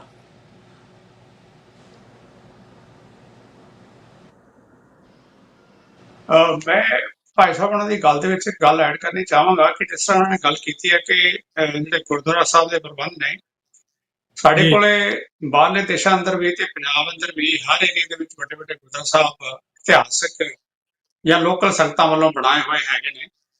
ਜੀ ਤੇ ਮੇਰਾ ਵਿਚਾਰ ਸੀ ਕਿ ਜਿਸ ਤਰ੍ਹਾਂ ਅਸੀਂ ਰੈਗੂਲਰ ਸਕੂਲਾਂ ਦੇ ਵਿੱਚ ਬੱਚਿਆਂ ਦਾ ਪੜ੍ਹਾਈ ਹੁੰਦੀ ਹੈ, ਉਹਦੇ ਵਿੱਚ ਤਾਂ ਜਿਹੜੇ ਗੁਰਸਿੱਖੀ ਦਾ ਸੀ, ਸਿੱਖੀ ਦਾ, ਗੁਰਬਾਣੀ ਦਾ ਸਿਲੇਬਸ ਸੀ, ਉਹ ਤਾਂ ਆਲਮੋਸਟ ਖਤਮ ਹੋ ਚੁੱਕਾ। ਪਰ ਜੇ ਅਸੀਂ ਉਪਰਾਲੇ ਕਰੀਏ ਜਾਂ ਭਾਈ ਸਾਹਿਬ ਹੁਣਾਂ ਵਰਗੇ ਗੁਰਸਿੱਖਾਂ ਦੀ ਮਦਦ ਲੈ ਕੇ ਅਸੀਂ ਆਫਟਰ ਸਕੂਲ ਜਾਂ ਸ਼ਨੀ ਐਤਵਾਰ ਇੱਕ ਇੱਕ 2-2 ਘੰਟੇ ਦੀਆਂ ਗੁਰਮਤਿ ਦੀਆਂ ਕਲਾਸਾਂ ਸ਼ੁਰੂ ਕਰਨ ਦਾ ਕਰੈਕੂਲਮ ਬਣਾ ਕੇ, ਸਿਲੇਬਸ ਬਣਾ ਕੇ ਇਹੋ ਜਿਹੇ ਉਪਰਾਲੇ ਕਰ ਸਕੀਏ, ਤੇ ਇਸ ਕੋਸ਼ਿਸ਼ ਨਾਲ ਮੈਨੂੰ ਉਮੀਦ ਹੈ ਕਿ ਆਉਣ ਵਾਲੇ 5-7-10 ਸਾਲਾਂ ਦੇ ਵਿੱਚ ਅਸੀਂ ਆਪਣਾ ਸਿੱਖ ਗੁਰਬਾਣੀ ਦਾ ਪ੍ਰਚਾਰ, ਸਿੱਖ ਇਤਿਹਾਸ ਦਾ ਪ੍ਰਸਾਰ ਤੇ ਹੋਰ ਜਿਹੜੀਆਂ ਗੁਰਮਤ ਦੀਆਂ ਸਿੱਖਿਆਵਾਂ ਆ, ਉਹ ਆਪਣੇ ਬੱਚਿਆਂ ਤਾਈਂ, ਆਪਣੇ ਜਿਹੜੇ ਪਰਿਵਾਰ ਨੇ ਉਹਨਾਂ ਤੱਕ ਪਹੁੰਚਾ ਸਕਦੇ ਆ। ਔਰ ਉਸ ਤੋਂ ਵੀ ਵੱਡਾ ਹੈ ਕਿ ਜੇ ਅਸੀਂ ਕੋਸ਼ਿਸ਼ ਕਰੀਏ ਕਿ ਆਪਣੀਆਂ ਬੱਚੀਆਂ ਨੂੰ ਇਸ ਤਰ੍ਹਾਂ ਗੁਰਮਤ ਕਲਾਸਾਂ ਵਿੱਚ ਲਾ ਕੇ, ਕਿਉਂਕਿ ਜੇ ਇੱਕ ਬੱਚੀ ਗੁਰਸਿੱਖੀ ਨਾਲ ਜੁੜੀ ਹੋਏਗੀ ਤੇ ਡੈਫੀਨਿਟਲੀ ਉਹ ਆਉਣ ਵਾਲੀ ਜਨਰੇਸ਼ਨ ਨੂੰ ਵੀ ਉਹ ਸਿੱਖਿਆ ਦੇ ਸਕਦੀ ਹੈ, ਜੇ ਉਹਨੂੰ ਆਪ ਪਤਾ ਹੋਏਗਾ। ਸੋ ਮੇਰੇ ਵਿਚਾਰ ਇਸ ਤਰ੍ਹਾਂ ਨੇ। ਹੁਣ ਭਾਜੀ ਹੁਣੀ ਖਾਲਸਾ ਜੀ ਉੱਥੇ ਪੰਜਾਬ ਵਿੱਚ ਨੇ, ਆਪਣੇ ਤਾਂ ਚਲੋ ਜੀ ਆਪਾਂ ਕਹਿ ਸਕਦੇ ਕਿ ਇੱਥੇ ਸਿਸਟਮ ਇੱਥੇ ਮੌਜੂਦ ਹੈ ਜਿੱਥੇ ਆਪਾਂ ਕੰਮ ਭੇਜਦੇ ਹਾਂ। ਸੋ ਇਸੇ ਤਰੀਕੇ ਨਾਲ ਜੇ ਇਹੋ ਜਿਹੇ ਉਪਰਾਲੇ ਕੀਤੇ ਜਾਣ ਜਾਂ ਆਨਲਾਈਨ ਕੋਰਸ ਜਿਹੜੇ ਨੇ ਉਹ ਸ਼ੁਰੂ ਕਰ ਲਏ ਜਾਣ, ਤੇ ਉਹ ਜੀ ਆਨਲਾਈਨ ਕੋਰਸਾਂ ਦੇ ਨਾਲ ਫਿਰ ਬੱਚੇ ਜਿਹੜੇ ਨੇ ਉਹਨਾਂ ਨੂੰ ਸਿੱਖਣ ਤੋਂ ਬਾਅਦ ਉਹਨਾਂ ਦੇ ਛੋਟੇ ਮੁਕਾਬਲੇ ਕਰਾਏ ਜਾਣ ਥੋੜੇ ਏਰੀਏ ਦੇ ਵਿੱਚ। ਤੇ ਨਿਆਣੇ ਨੇ, ਉਹਨਾਂ ਬੱਚਿਆਂ ਨੂੰ ਜੇ ਆਪਾਂ ਕਿਦਾਂ ਥੋੜਾ ਜਿਹਾ ਰਿਵਾਰਡ ਕਰੀਏ, ਉਹਨਾਂ ਨੂੰ ਇਨਾਮ ਵਗੈਰਾ ਦੇਣ ਦਾ ਬੰਦੋਬਸਤ ਰੱਖੀਏ, ਕੰਪੀਟੀਸ਼ਨ ਦਾ ਸਿਸਟਮ ਪੈਦਾ ਕਰੀਏ, ਤੇ ਮੈਨੂੰ ਉਮੀਦ ਹੈ ਕਿ ਇਸ ਤਰੀਕੇ ਨਾਲ ਅਸੀਂ ਬੜੇ ਸੌਖੇ ਹੀ ਇਹ ਜਿਹੜੀ ਸਾਨੂੰ ਇਸ ਵੇਲੇ ਘਾਟ ਮਹਿਸੂਸ ਹੁੰਦੀ ਹੈ ਤੇ ਕੰਮ ਕਰ ਸਕਦੇ ਹਾਂ। ਔਰ ਫਿਰ ਅਗੇਨ ਗੱਲ ਉੱਥੇ ਆ ਜਾਂਦੀ ਹੈ ਕਿ ਗੁਰਦੁਆਰਿਆਂ ਦਾ ਇਹਦੇ ਉੱਪਰ ਸਭ ਤੋਂ ਵੱਡਾ ਰੋਲ ਜਿਹੜਾ ਬਣਦਾ ਆ ਕਿ ਜੇ ਆਪਾਂ ਨੂੰ ਜਗ੍ਹਾ ਮਿਲ ਜਾਵੇ ਗੁਰਦੁਆਰੇ ਅੰਦਰ ਤੇ ਸਿੰਘ ਅਰੇਂਜਮੈਂਟ ਕਰ ਲੈਣ, ਤਾਂ ਉੱਥੇ ਕਲਾਸਿਸ ਜਿਹੜੀਆਂ ਨੇ ਇਸ ਤਰੀਕੇ ਨਾਲ ਅਰੇਂਜ ਹੋ ਸਕਣ, ਤਾਂ ਮੈਨੂੰ ਉਮੀਦ ਆ ਕਿ ਆਪਾਂ ਇਹੋ ਜਿਹੇ ਘਰ ਜਿਹੜੇ ਬੜੇ ਸੁਖਾਲੇ ਤਰੀਕੇ ਨਾਲ ਕਰ ਸਕਦੇ। ਜੀ ਜੀ ਬਿਲਕੁਲ। ਸੋ ਹੋਰ ਖਾਲਸਾ ਜੀ, ਤੁਹਾਡੇ ਮੁਤਾਬਕ, ਕਿਉਂਕਿ ਆਪਣਾ ਤਕਰੀਬਨ 43 ਮਿੰਟ ਹੋ ਗਏ ਨੇ, ਆਪਾਂ ਕੋਲ 5-7 ਮਿੰਟ ਬਚੇ ਨੇ, ਹੋਰ ਤੁਹਾਡੇ ਮੁਤਾਬਕ ਸਰਦਾਰ ਗੁਰਨੇਕ ਸਿੰਘ ਜੀ ਵੀ ਹੋਰ ਕਿਹੜੇ ਉਪਰਾਲੇ ਹੋਣੇ ਚਾਹੀਦੇ ਨੇ? ਕਿਉਂਕਿ ਜਿਹੜਾ ਖਲਾਰਾ ਜਾਂ ਇੱਕ ਖਲਾਜ ਆ ਪੰਜਾਬ ਦੇ ਵਿੱਚ ਪਿਆ ਹੋਇਆ ਹੈ ਨਾ, ਉਹ ਚਾਹੇ ਸਿਆਸੀ ਤੌਰ ਤੇ ਦੇਖ ਲਈਏ ਅਸੀਂ, ਚਾਹੇ ਧਾਰਮਿਕ ਤੌਰ ਤੇ ਦੇਖ ਲਈਏ ਜਾਂ ਸੱਭਿਆਚਾਰਕ ਤੌਰ ਤੇ ਦੇਖ ਲਈਏ, ਕੁਝ ਵਧੀਆ ਜਿਹੜਾ ਉਧਰੋਂ ਦੇਖਣ ਨੂੰ ਜਿਹੜਾ ਉਹ ਨਹੀਂ ਮਿਲਦਾ। ਅਸੀਂ ਜਿਵੇਂ ਨਾ ਵੀ ਇੱਕ ਮਲਗੋਬੇ ਜਿਹੇ ਦਾ ਸ਼ਿਕਾਰ ਆ ਹਰ ਇੱਕ ਖੇਤਰ ਦੇ ਵਿੱਚ, ਤੇ ਕਿਵੇਂ ਇਹਦੇ ਚੋਂ ਅਸੀਂ ਜਿਹੜਾ ਉਹ ਸਿੱਖੀ ਦਾ ਜਲਵਾ ਜਿਹੜਾ ਉਹਨੂੰ ਅਸੀਂ ਪ੍ਰਚੰਡ ਕਰ ਸਕਦੇ ਹਾਂ? ਇਹ ਬੇਨਤੀ ਹੈ ਜੀ, ਜਿਵੇਂ ਭਾਈ ਸਾਹਿਬ ਨੇ ਕਿਹਾ ਹੈ ਕਿ ਗੁਰਦੁਆਰਾ ਸਾਹਿਬਾਂ 'ਚ ਸਾਡੇ ਇਹ ਪ੍ਰਬੰਧ ਅਸੀਂ ਵਧੀਆ ਕਰ ਸਕਦੇ ਹਾਂ, ਤਾਂ ਜਿੱਥੇ ਕੁਝ ਲੋਕ ਸਾਨੂੰ ਵਿਰੋਧ ਦਾ ਸਾਹਮਣਾ ਕਰਨਾ ਪੈਂਦਾ, ਉੱਥੇ ਸਾਨੂੰ ਇਹੋ ਜਿਹੇ ਪ੍ਰਬੰਧਕ ਹੀ ਮਿਲੇ ਜਿਨ੍ਹਾਂ ਨੇ ਕਿਹਾ ਵੀ ਖਰਚਾ ਵੀ ਸਾਰਾ ਅਸੀਂ ਕਰ ਦਿਆਂਗੇ ਜੀ। ਜੀ ਤਾਂ ਸਾਡੀ ਇਹ ਸੋਚ ਸੀ ਵੀ ਬੱਚਿਆਂ ਦਾ ਨਾ ਹੁਣ ਰੁਝਾਨ ਪੰਜਾਬ ਦੀ ਧਰਤੀ ਤੇ ਮਾਪਿਆਂ ਦਾ ਹੀ ਵੱਧ ਰਿਹਾ ਜੀ, ਬੱਚਿਆਂ ਨੂੰ ਗੁਰਮਤਿ ਨਾਲ ਜੋੜਨ ਵੱਲ, ਕਿਉਂਕਿ ਨਸ਼ਾ ਬੜਾ ਹੋ ਗਿਆ ਜੀ। ਜੀ ਪਹਿਲਾਂ ਲੋਕਾਂ ਦੀ ਸੋਚ ਸੀ ਵੀ ਪੜ੍ਹੋ ਆਪਦਾ, ਬਸ ਆਪਦਾ ਕਿਸੇ ਸਿਰੇ ਲੱਗੋ, ਕੋਈ ਕੰਮਕਾਰ ਸ਼ੁਰੂ ਕਰੋ, ਗੁਰਦੁਆਰੇ ਤੁਸੀਂ ਕਿਹੜਾ ਪਾਠੀ ਬਣਨਾ, ਸਾਡੀ ਇੱਕ ਇਹ ਵੀ ਮਾਨਸਿਕਤਾ 'ਚ ਵੜ ਗਈ ਗੱਲ ਵੀ ਖਬਰੇ ਬਾਣੀ ਤਾਂ ਪਾਠੀ ਬਣਨ ਵਾਸਤੇ ਪੜ੍ਹਨੀ ਸਿੱਖਣੀ, ਨਹੀਂ ਤਾਂ ਕੀ ਕਰਨੀ ਆ। ਕੋਈ ਜੀ ਜ਼ਰੂਰੀ ਨਹੀਂ ਹੈ ਜੀ। ਬਾਣੀ ਗੁਰੂ ਹੈ ਬਾਣੀ। ਮੈਂ ਤਾਂ ਬੇਨਤੀ ਕਰਦਾ ਹੁੰਦਾ ਕਿ ਜੇ ਸਾਡਾ ਬਾਣੀ ਨਾਲ ਹੀ ਸੰਬੰਧ ਨਾ ਰਿਹਾ ਤਾਂ ਗੁਰੂ ਨਾਲ ਸੰਬੰਧ ਸਾਡਾ ਕੀ ਹੈ ਜੀ? ਕਿਹੜੇ ਗੁਰੂ ਨਾਲ ਸੰਬੰਧ ਆ ਸਾਡਾ? ਜੀ ਜੇ ਸਾਨੂੰ ਬਾਣੀ ਦੀ ਸਮਝ ਹੀ ਨਾ ਰਹੀ ਤਾਂ ਕਿਹੜੇ ਗੁਰੂ ਦੀ ਸਮਝ ਆ ਸਾਡੇ ਕੋਲ ਜੀ? ਬਾਣੀ ਨਾਲ ਪਿਆਰ ਨਹੀਂ ਤਾਂ ਕਿਹੜੇ ਗੁਰੂ ਨਾਲ ਪਿਆਰ ਆ ਜੀ? ਬਾਣੀ ਤਾਂ ਗੁਰੂ ਹੈ ਜੀ। ਇਸ ਲਈ ਸਾਨੂੰ ਬਾਣੀ ਤਾਂ ਗੁਰੂ ਸਮਝ ਕੇ, ਸਾਡਾ ਗੁਰੂ ਹੈ ਜੀ, ਬਾਣੀ ਸਭ ਕੁਝ ਆ। ਬਾਣੀ ਇਸ ਕਰਕੇ ਬਾਣੀ ਸਿੱਖਣੀ ਹੈ ਵੀ ਸਾਡਾ ਗੁਰੂ ਨਾਲ ਪ੍ਰੇਮ ਬਣੇ ਜੀ, ਗੁਰੂ ਨਾਲ ਪਿਆਰ ਬਣੇ। ਜੀ ਤੋ ਦੂਜਾ ਸੀ ਇਸ ਗੁਰਦੁਆਰਾ ਸਾਹਿਬਾਂ 'ਚ ਵੇਖਿਆ ਕਿ ਬੱਚਿਆਂ ਨੂੰ ਲੋਕ ਭੇਜਦੇ ਆ ਜੀ, ਪਰ ਉਹਦੇ 'ਚ ਇੱਕ ਹੋਰ ਗੱਲ ਪੰਜਾਬ 'ਚ ਤਾਂ ਅਸੀਂ ਵੇਖੀ ਹੈ ਕਿ ਜਿਹੜੀ ਜਨਰਲ ਕੈਟਾਗਰੀ ਹੈ ਨਾ ਸਾਡੀ ਜੀ, ਜਿਨ੍ਹਾਂ ਕੋਲੇ ਮਾਇਆ ਬਹੁਤ ਹੋ ਗਈ, ਪੈਸਾ ਬਹੁਤ ਆ ਗਿਆ ਜੀ, ਉਹ ਵੀ ਐਂ ਸਮਝਦੇ ਵੀ ਖਬਰੇ ਦੁਨਿਆਵੀ ਸੁੱਖਾਂ ਖਾਤਰ ਹੀ ਅਸੀਂ ਜੁੜਨਾ ਸੀ ਜੀ।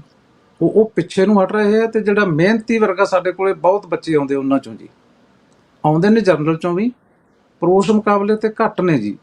ਤੋ ਸਾਡੇ ਅੰਦਰ ਇੱਕ ਤਾਂ ਇਹ ਜਿਹੜੀ ਚੇਤਨਤਾ ਪੈਦਾ ਕਰਨੀ ਪੈਣੀ ਹੈ ਵੀ ਬਾਣੀ ਤਾਂ ਗੁਰੂ ਆ ਸਾਡਾ, ਗੁਰੂ ਨਾਲ ਪਿਆਰ ਬਣਨਾ, ਬਾਣੀ ਨਾਲ ਪਿਆਰ, ਗੁਰੂ ਨਾਲ ਪਿਆਰ ਆ। ਇਹ ਪਾਠੀ ਬਣਨ ਵਾਸਤੇ ਨਹੀਂ ਸਿੱਖਣੀ ਵੀ ਗੁਰਦੁਆਰਾ ਸਾਹਿਬ ਦੇ ਗ੍ਰੰਥੀ ਬਣਨਾ ਤੇ ਤਾਂ ਹੀ ਪੜ੍ਹਨੀ ਆ। ਤੇ ਦੂਜਾ ਜਿਹੜਾ ਬੱਚਿਆਂ ਦਾ ਰੁਝਾਨ ਵੱਧ ਰਿਹਾ, ਪਰ ਉਹ ਪ੍ਰਬੰਧ ਕੀਤੇ ਜਾਣ। ਤਾਂ ਅਸੀਂ ਤਾਂ ਕਈ ਵਾਰੀ ਜਿਹੜੇ ਆਪਣੇ ਵੀਰ ਇੱਥੇ ਵੀ ਵਿਨੀਪੈਗ 'ਚ ਮੈਂ ਕੁਝ ਵੀਰਾਂ ਨੂੰ ਬੇਨਤੀ ਕੀਤੀ ਤੇ ਉਹਨਾਂ ਨੇ ਸਹਿਮਤੀ ਵੀ ਦਿੱਤੀ ਕਿ ਅਸੀਂ ਆਪਣਾ ਪਿੰਡ ਸੰਭਾਲ ਲਈਏ। ਇੱਕ ਇਹ ਵੀ ਕਮੀ ਹੈ ਕਿ ਬਹੁਤ NRI ਵੀਰਾਂ ਵੱਲੋਂ ਤਾਂ ਕੋਈ ਢਿੱਲ ਰਹਿੰਦੀ ਨਹੀਂ, ਬੜੇ ਰੁਪਈਏ ਗਏ ਪੰਜਾਬ 'ਚ, ਪਰ ਸ਼ਾਇਦ ਉਸ ਢੰਗ ਨਾਲ ਖਰਚ ਹੋ ਜਾਂਦੇ ਤਾਂ ਬੜੀ ਵਧੀਆ ਆਊਟਪੁੱਟ ਉਹਦੀ ਨਿਕਲਣੀ ਸੀ ਜੀ, ਹੈ ਨਾ। ਤੋ ਸਾਡੀ ਇੱਕ ਸੋਚ ਹੈ ਕਿ ਸਾਨੂੰ ਪੈਸੇ ਨਾ ਦਿਓ, ਸਾਨੂੰ ਤੁਸੀਂ ਆਪਣਾ ਪਿੰਡ ਅਡਾਪਟ ਕਰੋ ਤੇ ਮੈਂ ਆਪਣਾ ਪਿੰਡ ਸੰਭਾਲਣਾ। ਤੁਸੀਂ 2 ਜਾਣੇ ਹੋ, ਤੁਸੀਂ ਇਕੱਲੇ ਹੋ, ਤੁਸੀਂ 4 ਜਾਣੇ ਹੋ, ਤੋ ਤੁਹਾਡੇ ਪਿੰਡ ਅਸੀਂ ਗੁਰਮਤ ਦਾ ਕੈਂਪ ਲਾਵਾਂਗੇ, ਹਫ਼ਤਾ ਭਰ ਉੱਥੇ ਰਹਾਂਗੇ ਜੀ। ਜੀ ਉਸ ਤੋਂ ਬਾਅਦ ਉੱਥੇ ਰੈਗੂਲਰ ਕਲਾਸ ਸ਼ੁਰੂ ਹੋ ਸਕੇ, ਉਹ ਤੁਸੀਂ ਸੰਭਾਲੋ। ਜਿਹੜੇ ਬਾਹਰ ਜਿਹੜੇ ਪਿੰਡ ਦੇ ਸਿੰਘ ਬੈਠੇ ਨੇ ਜੀ, ਆਪਦਾ ਪਿੰਡ ਸੰਭਾਲ ਲਓ ਤੇ 1 ਸਾਲ ਬਾਅਦ ਵੇਖਿਓ, ਤੁਸੀਂ ਆਪਦੇ ਪਿੰਡ ਆਇਓ, 1 ਸਾਲ ਬਾਅਦ ਆਪਦੇ ਪਿੰਡ ਦੇ ਵਿੱਚ ਵੇਖਿਓ ਵੀ ਜੇ ਤੱਕ ਗੁਰਮਤ ਦੇ ਪੱਖ ਤੋਂ ਸਾਡੀ ਕੋਈ ਜਾਣਕਾਰੀ 'ਚ ਵਾਧਾ ਹੋਇਆ, ਕੋਈ ਉਹ ਤੁਹਾਡਾ ਪੈਸਾ ਲੱਗਿਆ ਸਫਲ ਹੋਇਆ, ਅੱਗੇ ਸ਼ੁਰੂ ਰੱਖਿਓ, ਨਹੀਂ ਬੰਦ ਕਰ ਦਿਓ ਜੇ ਲੱਗਿਆ ਵੀ ਸਾਡਾ ਪੈਸਾ ਵੇਸਟ ਕਰਤਾ ਤੁਸੀਂ, ਹੈ ਨਾ। ਪਰ ਪੈਸੇ ਭੇਜਣ ਦੀ ਬਜਾਏ ਕਿਸੇ ਨੂੰ, ਕਿਉਂਕਿ ਮੇਰੇ ਕਿਹੜਾ ਮੱਥੇ 'ਚ ਲਿਖਿਆ ਕਿ ਮੈਂ ਇਮਾਨਦਾਰ ਹਾਂ ਤੇ ਮੈਂ ਪੰਥ ਲਈ ਕੰਮ ਕਰ ਰਿਹਾ ਜੀ। ਡੁਗਡੁਗੀ ਤਾਂ ਪੰਥ ਦੀ ਵਜਾਉਣੀ ਹੈ ਜੀ, ਪੈਸਾ ਲੋਕਾਂ ਨੇ ਪੰਥ ਦੇ ਨਾਂ ਤੇ ਦੇਣਾ, ਮੈਨੂੰ ਤਾਂ ਕਿਹਨੇ ਦੇਣੇ ਹੈ ਜੀ। ਤੋ ਇਸ ਕਰਕੇ ਤੁਸੀਂ ਮੇਰੇ ਤੇ ਭਰੋਸਾ ਵੀ ਨਾ ਕਰੋ ਤੇ ਇੰਨੀ ਬੇਭਰੋਸਗੀ ਵੀ ਨਹੀਂ ਚੰਗੀ ਹੁੰਦੀ ਵੀ ਅਸੀਂ ਕਿਸੇ ਤੇ ਭਰੋਸਾ ਹੀ ਨਾ ਕਰੀਏ। ਸੁਚੇਤ ਹੋਣਾ ਚਾਹੀਦਾ, ਇੱਕ ਪਾਸੇ ਨਹੀਂ ਖੜਨਾ ਚਾਹੀਦਾ ਕਿ ਕਰਨਾ ਹੀ ਨਹੀਂ ਭਰੋਸਾ ਤੇ ਜਾਂ ਅੱਖਾਂ ਵਿੱਚ ਕੇ ਕਰੀ ਜਾਣਾ। ਜਿਵੇਂ ਉਹ ਮਸਕੀਨ ਸਾਹਿਬ ਕਹਿੰਦੇ, ਕਿਸੇ ਨੇ ਕਿਹਾ ਸੀ ਰੱਬ ਤਾਂ ਅੰਧ ਵਿਸ਼ਵਾਸ ਆ, ਉਹ ਕਹਿੰਦੇ ਠੀਕ ਹੈ, ਧਰਮ ਦੀ ਗੱਲ ਅੰਧ ਵਿਸ਼ਵਾਸ ਤੋਂ ਸ਼ੁਰੂ ਹੁੰਦੀ, ਪਰ ਅੰਨੇ ਤੇ ਵਿਸ਼ਵਾਸ ਨਹੀਂ ਕਰਨਾ ਚਾਹੀਦਾ। ਇਸ ਗੱਲ ਨੂੰ ਸੁਚੇਤ ਰਹਿਣਾ ਚਾਹੀਦਾ। ਇਸ ਲਈ ਆਪਣੇ ਪਿੰਡ ਸੰਭਾਲੀਏ ਜੀ ਆਪਾਂ। ਤਾਂ ਇਹ ਮਾਪਿਆਂ ਦਾ ਰੁਝਾਨ ਪੰਜਾਬ 'ਚ ਬਹੁਤ ਆ ਤੇ ਉਹਦੇ ਨਾਲ ਸਾਨੂੰ ਮਹਾਰਾਜ ਸਾਹਿਬ ਕਿਰਪਾ ਕਰਨਗੇ, ਪ੍ਰਾਪਤੀਆਂ ਜ਼ਰੂਰ ਹੋਣਗੀਆਂ ਜੀ, ਨਤੀਜੇ ਬਹੁਤ ਚੰਗੇ ਨਿਕਲਣਗੇ ਜ਼ਰੂਰ। ਇਹ ਬਹੁਤ ਜ਼ਰੂਰੀ ਗੱਲ ਆ ਖਾਲਸਾ ਜੀ, ਕਿਉਂਕਿ ਜਿਹੜਾ ਜੋ ਕੁਝ ਪਰੋਸਿਆ ਜਾ ਰਿਹਾ ਨਾ ਉੱਥੇ ਸੱਭਿਆਚਾਰ ਦੇ ਨਾਂ ਦੇ, ਇੱਕ ਜਿਹੜੀ ਆ ਇੱਕ ਸਭ ਤੋਂ ਵੱਡੀ ਬਿਮਾਰੀ ਆ ਜਿਹੜਾ ਇਹ ਫੋਨ ਹੱਥ 'ਚ ਆ ਗਿਆ, ਕੋਈ ਕੰਟਰੋਲ ਰਿਹਾ ਹੀ ਨਹੀਂ ਬੱਚਿਆਂ ਦੇ ਉੱਤੇ ਨਾ। ਤੇ ਉਹਦਾ ਵੀ ਹੁਣ ਬਹੁਤ ਸਾਰੇ ਮੁਲਕ ਨੇ ਜਿੱਥੇ ਉਹਨਾਂ ਨੇ ਜਿਹੜਾ ਉਹ ਹਾਈ ਕਲਾਸ ਤੱਕ, ਮੇਰਾ ਖਿਆਲ ਹਾਈ ਸਕੂਲ ਤੱਕ ਜਾਂ 15 ਜਾਂ 16 ਕੋਈ ਐਸੀ ਉਮਰ ਨੇ ਤਾਂ ਉਹਨਾਂ ਨੇ ਕਰ ਦਿੱਤੀ ਆ ਵੀ ਉਸ ਉਮਰ ਤੱਕ ਦੇ ਬੱਚਿਆਂ ਨੂੰ, ਮੇਰਾ ਖਿਆਲ ਨਿਊਜ਼ੀਲੈਂਡ, ਵੀ ਫੋਨ ਤੁਸੀਂ ਦੇ ਹੀ ਨਹੀਂ ਸਕਦੇ ਜੀ। ਇਹ ਜਾਪਾਨ ਜਾਂ ਕੋਰੀਆ ਤੋਂ ਸ਼ੁਰੂ ਹੋਇਆ ਸੀ ਕੰਮ ਤੇ ਹੁਣ ਇਹ ਵੈਸਟ ਦੇ ਵਿੱਚ ਵੀ ਤੁਰਿਆ ਹੌਲੀ ਹੌਲੀ। ਤੇ ਬਹੁਤ ਸਾਰੇ ਇਹੋ ਜਿਹੇ ਉਪਰਾਲੇ ਇੱਧਰ ਤਾਂ ਹੋ ਰਹੇ ਨੇ ਵੀ ਤੁਸੀਂ ਇਸ ਉਮਰ ਤੱਕ ਦੇ ਬੱਚਿਆਂ ਨੂੰ ਤੁਸੀਂ ਜਿਹੜੀ ਹੈ ਕੋਈ ਵੀ ਡਿਵਾਈਸ ਯੂਜ਼ ਕਰਨ ਨਹੀਂ ਦੇ ਸਕਦੇ। ਉਹ ਕਾਨੂੰਨੀ ਤੌਰ ਤੇ ਉਹਨਾਂ ਨੇ ਪਾਬੰਦ ਕੀਤਾ ਹੋਇਆ ਤੇ ਸਾਡੇ ਵੀ ਕੋਈ ਨਾ ਕੋਈ ਇਹੋ ਉਪਰਾਲਾ, ਪਰ ਉਹ ਤਾਂ ਕਰੇ ਨਾ ਸਰਕਾਰ ਜੇ ਉਹਨਾਂ ਦੀ ਇੰਟੈਂਸ਼ਨ ਠੀਕ ਹੋਵੇ, ਕਿਉਂਕਿ ਉਹਨਾਂ ਦਾ ਜਿਹੜਾ ਪਰਪਸ ਆ ਉਹ ਸਰਵ ਹੋ ਰਿਹਾ। ਉਹ ਜੇ ਇਸ ਤਰ੍ਹਾਂ ਸਾਨੂੰ ਕਰਨਾ ਪੈਣਾ ਜੀ। ਜੀ ਇਹ ਸਰਕਾਰਾਂ ਤੋਂ ਨਹੀਂ ਹੋਣਾ, ਇਹ ਸਾਨੂੰ ਕਰਨਾ ਪੈਣਾ ਜੀ। ਪਰ ਉਹਦੇ ਵਾਸਤੇ ਬੇਨਤੀ ਇਹ ਵੀ ਸੀਗੀ ਕਿ ਜਿਹੜੀ ਆਪਾਂ ਸ਼ਾਇਦ ਪਹਿਲਾਂ ਗੱਲ ਕੀਤੀ ਸੀ ਕਿ ਅਗਵਾਈ ਜਦੋਂ ਤੱਕ 5 ਸਿੰਘਾਂ ਦੇ ਹੱਥ 'ਚ ਆਊਗੀ ਨਾ ਜੀ, ਤਿਆਰ ਪਰ ਤਿਆਰ ਤੇ ਗੁਰੂ ਨੂੰ ਸਮਰਪਿਤ, ਜਿਹੜੇ ਪਹਿਲਾਂ ਰਿਟਰਨ 'ਚ ਦੇਣ ਵੀ ਮੈਂ ਉਹਦਾ ਲੈਣਾ ਹੀ ਨਹੀਂ, ਚੋਣ ਲੜਨੀ ਨਹੀਂ ਕੋਈ ਜੀ। ਅਗਵਾਈ ਸਾਡੀ 5 ਸਿੰਘ ਕਰਨ ਬਜਾਏ ਇੱਕ ਵਿਅਕਤੀ ਦੇ ਜੀ।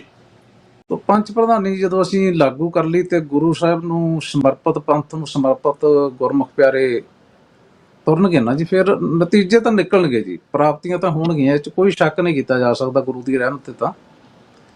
ਬਿਲਕੁਲ ਜੀ, ਅਸੀਂ ਖਾਲਸਾ ਰਾਜ ਦੀ ਗੱਲ ਕੀਤੀ ਆ, ਮਿਸਲਾਂ ਦੀ ਗੱਲ ਕੀਤੀ ਆ, ਉੱਥੇ ਸਿਸਟਮ ਹੀ ਇਹ ਸੀ ਵੀ ਜਿਹੜਾ ਗੁਰਮਤਿ ਦਾ ਸਿਸਟਮ ਸੀਗਾ, ਇਸੇ ਕਰਕੇ ਬਿਨਾਂ ਕਿਸੇ ਵਿਰੋਧ ਤੋਂ ਗੁਰਮਤੇ ਹੁੰਦੇ ਸੀ ਤੇ ਉਹ ਪਾਸ ਵੀ ਹੁੰਦੇ ਸੀ, ਉਹਨਾਂ ਦੇ ਪਹਿਰਾ ਵੀ ਦਿੱਤਾ ਜਾਂਦਾ ਸੀ ਤੇ ਉਹਨਾਂ ਦੇ ਰਿਜ਼ਲਟ ਵੀ ਆਉਂਦੇ ਹੁੰਦੇ ਸੀ। ਉਸ ਸਿਸਟਮ ਤੋਂ ਆਪਾਂ ਕਿਤੇ ਨਾ ਕਿਤੇ ਪਾਸੇ ਹੋਏ ਆ। ਸੋ ਸਰਦਾਰ ਰਣਬੀਰ ਸਿੰਘ ਜੀ, ਅਖੀਰ ਦੇ ਵਿੱਚ ਤੁਹਾਡਾ ਕਮੈਂਟ, ਫਿਰ ਆਪਾਂ ਜਿਹੜਾ ਅੱਜ ਫਤਿਹ ਬੁਲਾਈਏ।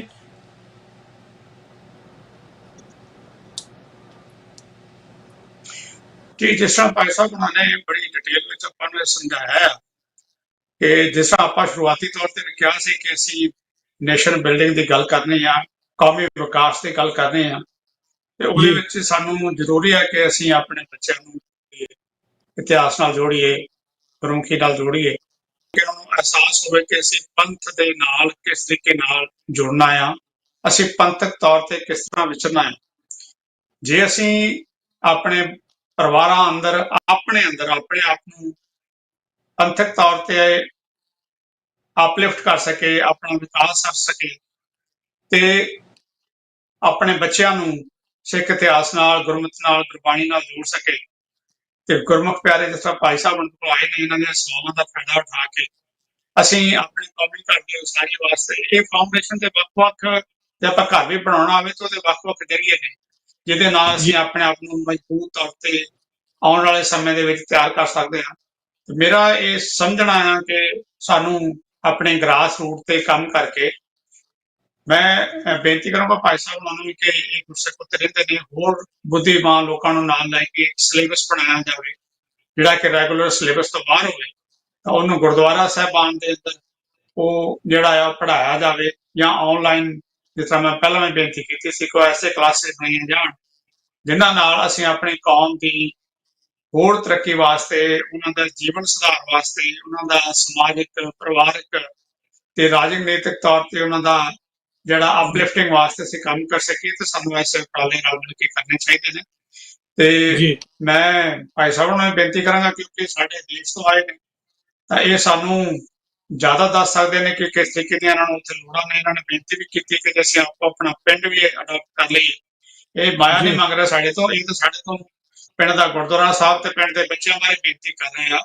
ਸੋ ਜੇ ਅਸੀਂ ਇਸ ਤਰੀਕੇ ਨਾਲ ਇੱਕ ਸਾਂਝੀ ਵਿਚਾਰ ਬਣਾ ਲਈਏ, ਤੇ ਮੈਂ ਬੇਨਤੀ ਵੀ ਕਰਾਂਗਾ ਭਾਈ ਸਾਹਿਬ ਨੂੰ ਕਿ ਜੇ ਇਹ ਸਮਝਣ ਤੇ ਆਪਣਾ ਫੋਨ ਨੰਬਰ ਵੀ ਸ਼ੇਅਰ ਕਰ ਸਕਦੇ ਨੇ, ਤਾਂ ਕਿ ਜਿਹਨੇ ਇਹਨਾਂ ਨਾਲ ਕੁਝ ਕਰਨਾ ਹੋਵੇ ਇਹਨਾਂ ਨਾਲ ਗੱਲਬਾਤ ਕਰ ਸਕਦੇ ਨੇ। ਤੁਸੀਂ ਸਕਰੀਨ ਤੇ ਵੀ ਇਹਨਾਂ ਦਾ ਨੰਬਰ ਦੇ ਦੇਣਾ ਤਾਂ ਕਿ ਇਹਨਾਂ ਨਾਲ ਡਾਇਰੈਕਟ ਗੱਲਬਾਤ ਕਰਕੇ ਵੀ ਇਤਿਹਾਸ ਉਪਰਾਲੇ ਆਪਾਂ ਕਰ ਸਕੀਏ, ਤਾਂ ਇਹ ਆਪਣੀ ਨੈਸ਼ਨਲ ਬਿਲਡਿੰਗ ਦੇ ਵਿੱਚ ਆਪਣੇ ਕੌਮੀ ਘਰ ਦੀ ਬਣਤਰ ਨੂੰ ਬਣਾਉਣ ਦੇ ਵਿੱਚ ਸਾਰੇ ਕਾਰਜ ਸਹਾਈ ਹੋ ਸਕਦੇ। ਤੁਸੀਂ ਤਾਲਿਬਾਨ ਦੀ ਐਗਜ਼ਾਮਪਲ ਦਿੱਤੀ, ਮੈਂ ਕਹਿਣਾ ਚਾਹੁੰਦਾ ਸੀ ਕਿ ਭਾਵੇਂ ਅਸੀਂ ਉਹਨਾਂ ਨਾਲ ਨਾ ਵੀ ਸਹਿਮਤ ਹੋਈਏ ਉਹਨਾਂ ਦੇ ਜੋ ਪ੍ਰਬੰਧ ਨੇ ਇਸ ਵੇਲੇ, ਪਰ ਇੱਕ ਕੰਮ ਜਿਹੜਾ ਉਹਨਾਂ ਨੇ ਕੀਤਾ ਕਿ ਉਹ 20 ਸਾਲ ਭਾਵੇਂ ਅਮਰੀਕਾ ਜਿਹੜੇ ਆਪਣੇ ਆਪ ਨੂੰ ਸਭ ਸੁਪਰ ਪਾਵਰ ਸਮਝਦਾ ਸੀ, ਉਹ ਉਹਨਾਂ ਤੇ ਰਾਜ ਕਰ ਰਿਹਾ ਸੀ, ਪਰ ਉਹਨਾਂ ਨੇ ਆਪਣੀਆਂ ਜੜ੍ਹਾਂ ਤੇ ਕੰਮ ਕਰਦੇ ਰਹੇ। ਤਾਂ ਇੱਕ ਦਿਨ ਐਸਾ ਆਇਆ ਕਿ ਉਹਨਾਂ ਨੇ ਜਥੇਬੰਦਕ ਹੋ ਕੇ ਬੜੇ ਪੀਸਫੁਲੀ ਆਪਣਾ ਜਿਹੜਾ ਸੀ ਉਹ ਘਰ ਦੁਬਾਰਾ ਵਾਪਸ ਲੈ ਲਿਆ। ਸੋ ਐਸੇ ਜਿਹੜੇ ਕਾਰਜ ਆ ਉਹਨਾਂ ਤੇ ਸਾਨੂੰ ਰਲ ਮਿਲ ਕੇ ਵਿਚਾਰ ਕਰਕੇ, ਸਾਂਝੀ ਇਕਵਾਲਤਾ ਦੇ ਨਾਲ ਬੈਠ ਕੇ ਸੋਚ ਵਿਚਾਰ ਕੇ ਇਹ ਕਾਰਜ ਜਿਹੜੇ ਉਹਨੇ ਪਿਛਾਉਣੇ ਉਪਰਾਲੇ ਕਰਨੇ ਚਾਹੀਦੇ। ਜੀ ਜੀ। ਸੋ ਭਾਈ ਗੁਰਨੇਕ ਸਿੰਘ ਜੀ, ਆਖਰੀ ਲਫ਼ਜ਼ ਥੋੜੇ ਜਿਹੇ ਤੁਸੀਂ 30 ਸਕਿੰਟ ਦੇ ਵਿੱਚ ਕਨਕਲੂਡ ਕਰੋ, ਤੇ ਨਾਲੇ ਆਪਣਾ ਨੰਬਰ ਵੀ ਦੱਸ ਦਿਓ ਤਾਂ ਕਿ ਤੁਹਾਨੂੰ ਜੇ ਕੰਟੈਕਟ ਕਰਨਾ ਹੋਵੇ ਕਿਸੇ ਗੁਰਸਿੱਖ ਨੇ ਜਾਂ ਕਿਸੇ ਸੰਸਥਾ ਨੇ ਤੁਹਾਨੂੰ ਕਰ। ਨੰਬਰ ਮੇਰਾ ਜਿਹੜਾ ਇੱਥੋਂ ਵਾਲਾ ਤਾਂ ਤੁਹਾਡੇ ਕੋਲ ਆ ਗਿਆ ਜੀ, ਇੱਥੇ ਤਾਂ ਮੈਂ ਸਿਰਫ ਨਵੰਬਰ ਤੱਕ ਹੀ ਰਹਿਣਾ ਜੀ, ਵਾਪਸ ਹੋ ਜਾਣਾ। ਮੇਰਾ ਇੰਡੀਆ ਵਾਲਾ ਨੰਬਰ ਜਿਹੜਾ ਹੈਗਾ ਉਹ ਹੈਗਾ ਜੀ 98152 ਜੀ 01984 ਜੀ। ਇੱਕ ਇੱਕ ਕਰਕੇ ਹੌਲੀ ਹੌਲੀ ਬੋਲ ਦਿਓ। 98 152 98152 ਹਾਂਜੀ 01984 ਜੀ। ਸੋ ਇਹ ਇਹਨਾਂ ਦੇ ਨੰਬਰ ਨੇ ਜੀ 98 152 01984। ਸੋ ਹੋਰ ਕੋਈ ਅਖੀਰ ਦੇ ਵਿੱਚ ਕੋਈ ਮੈਸੇਜ ਦੇਣਾ ਚਾਹੋਗੇ ਜਿਹੜਾ ਆਪਾਂ ਨੇ ਕੋਈ ਨਾ ਗੱਲ ਹੋਈ ਹੋਵੇ ਜਿਸ ਵਿਸ਼ੇ ਤੇ, ਫਿਰ ਆਪਾਂ ਕੰਕਲੂਡ ਕਰੀਏ ਜੀ। ਨਹੀਂ, ਚਲੋ ਜਿਸ ਵਿਸ਼ੇ ਤੇ ਆਪਾਂ ਸ਼ੁਰੂ ਕੀਤੀ ਸੀ ਉਹ ਲਗਭਗ ਹੋ ਗਈ ਹੈ, ਪਰ ਇਹੀ ਬੇਨਤੀ ਹੈ ਕਿ ਇੱਕ ਤਾਂ ਅਸੀਂ ਖੁਦ ਪਹਿਲਾਂ ਆਪਣੇ ਤੋਂ ਸ਼ੁਰੂ ਕਰੀਏ ਕਿ ਮੈਂ ਨਿਤਨੇਮੀ ਹੋਵਾਂ, ਮੈਂ ਆਪਣੀਆਂ ਕਮੀਆਂ ਕੱਢਾਂ ਜੀ। ਉਹ ਤੋਂ ਬਾਅਦ ਜਿੱਥੇ ਅਸੀਂ 24 ਘੰਟੇ ਆਪਣੇ ਬੱਚਿਆਂ ਲਈ, ਪਰਿਵਾਰ ਲਈ ਮਿਹਨਤ ਕਰਦੇ ਹਾਂ, ਸੋਚਦੇ ਹਾਂ, ਤੇ ਸੋਚਣਾ ਚਾਹੀਦਾ ਜੀ, ਹੈ ਨਾ। ਜੀ ਉੱਥੇ ਬਹੁਤਾ ਨਹੀਂ ਤਾਂ ਅਸੀਂ 15 ਮਿੰਟ ਰੱਖ ਲਈਏ ਰੋਜ਼ ਵੀ ਮੈਂ ਆਪਣੀ ਕੌਮ ਲਈ ਸੋਚਣਾ। ਜੀ 23 ਘੰਟੇ 45 ਮਿੰਟ ਆਪਣੇ ਪਰਿਵਾਰ ਲਈ ਕੰਮ ਕਰੋ, 15 ਕੁ ਮਿੰਟ ਅਸੀਂ ਆਪਣੇ ਕੌਮੀ ਪਰਿਵਾਰ ਲਈ ਗੱਲ ਕਰ ਲਈਏ, ਜੀ ਉਹਦੇ ਬਾਰੇ ਸੋਚੀਏ, ਤਾਂ ਸਾਨੂੰ ਆਪਣੀਆਂ ਜ਼ਿੰਮੇਵਾਰੀਆਂ ਦਾ ਅਹਿਸਾਸ ਹੋਣਾ ਸ਼ੁਰੂ ਹੋ ਜਾਊਗਾ। ਜਦੋਂ ਜੀ ਜ਼ਿੰਮੇਵਾਰੀਆਂ ਦਾ ਅਹਿਸਾਸ ਹੋ ਜੇ ਫਿਰ ਉਹਨਾਂ ਨੂੰ ਪੂਰੀਆਂ ਕਰਨ ਲਈ ਬੰਦਾ ਯਤਨਸ਼ੀਲ ਹੋ ਜਾਂਦਾ। ਜੀ ਇਹ ਬੇਨਤੀ ਹੈ ਜੀ। ਜੀ ਸੋ ਬਹੁਤ ਬਹੁਤ ਧੰਨਵਾਦ ਜੀ ਤੁਹਾਡਾ। ਸਾਡੇ ਨਾਲ ਗੁਰਭੇਜ ਸਿੰਘ ਹੁਣੀ, ਇਹਨਾਂ ਦਾ ਵੀ ਮੈਸੇਜ ਆਇਆ, ਵਾਹਿਗੁਰੂ ਜੀ ਕਾ ਖਾਲਸਾ ਵਾਹਿਗੁਰੂ ਜੀ ਕੀ ਫਤਿਹ। ਤੇ ਖਾਨ ਬਨਾਰਸ ਹੁਣੀ ਇਹ ਵੀ ਜਿਹੜਾ ਫਤਿਹ ਬੁਲਾਉਂਦੇ ਨੇ, ਨਾਲ ਖਾਲਿਸਤਾਨ ਜਿੰਦਾਬਾਦ ਕਹਿੰਦੇ ਨੇ। ਬਹੁਤ ਬਹੁਤ ਧੰਨਵਾਦ ਜੀ ਤੁਹਾਡਾ। ਖਾਲਿਸਤਾਨ ਜਿੰਦਾਬਾਦ। ਤੇ ਪ੍ਰੋਗਰਾਮ ਜਿਹੜੇ ਵੀ ਸਰੋਤੇ ਸਾਡੇ ਨਾਲ ਲੇਟ ਜੁੜੇ ਨੇ ਜਾਂ ਦਰਸ਼ਕ ਲੇਟ ਜੁੜੇ ਨੇ ਤੇ ਅੱਧ ਚੋਂ ਪ੍ਰੋਗਰਾਮ ਦੇਖਿਆ, ਤੇ ਜਾਂ ਫਿਰ ਜਿਹੜੇ ਸ਼ੁਰੂ ਤੋਂ ਵੀ ਜੁੜੇ ਨੇ ਸਾਡੇ ਨਾਲ ਪ੍ਰੋਗਰਾਮ ਨੂੰ ਵੇਖ ਰਹੇ ਆ, ਤੇ ਇਹ ਪ੍ਰੋਗਰਾਮ ਹੁਣੇ ਹੀ ਜਦੋਂ ਸਮਾਪਤੀ ਹੁੰਦੀ ਆ ਉਸ ਤੋਂ ਇੱਕ ਅੱਧੇ ਮਿੰਟ 'ਚ ਹੀ ਅਪਲੋਡ ਹੋ ਜਾਣਾ YouTube ਤੇ। ਇਸ ਪ੍ਰੋਗਰਾਮ ਨੂੰ ਤੁਸੀਂ ਸ਼ੇਅਰ ਵੀ ਕਰੋ ਤਾਂ ਕਿ ਬਹੁਤ ਦੂਰ ਤੱਕ ਇਹ ਗੱਲ ਪਹੁੰਚ ਸਕੇ ਤੇ ਇਹਦਾ ਲਾਹਾ ਜਿਹੜਾ ਵੱਧ ਤੋਂ ਵੱਧ ਸੰਗਤ ਤੱਕ ਪਹੁੰਚ ਸਕੇ।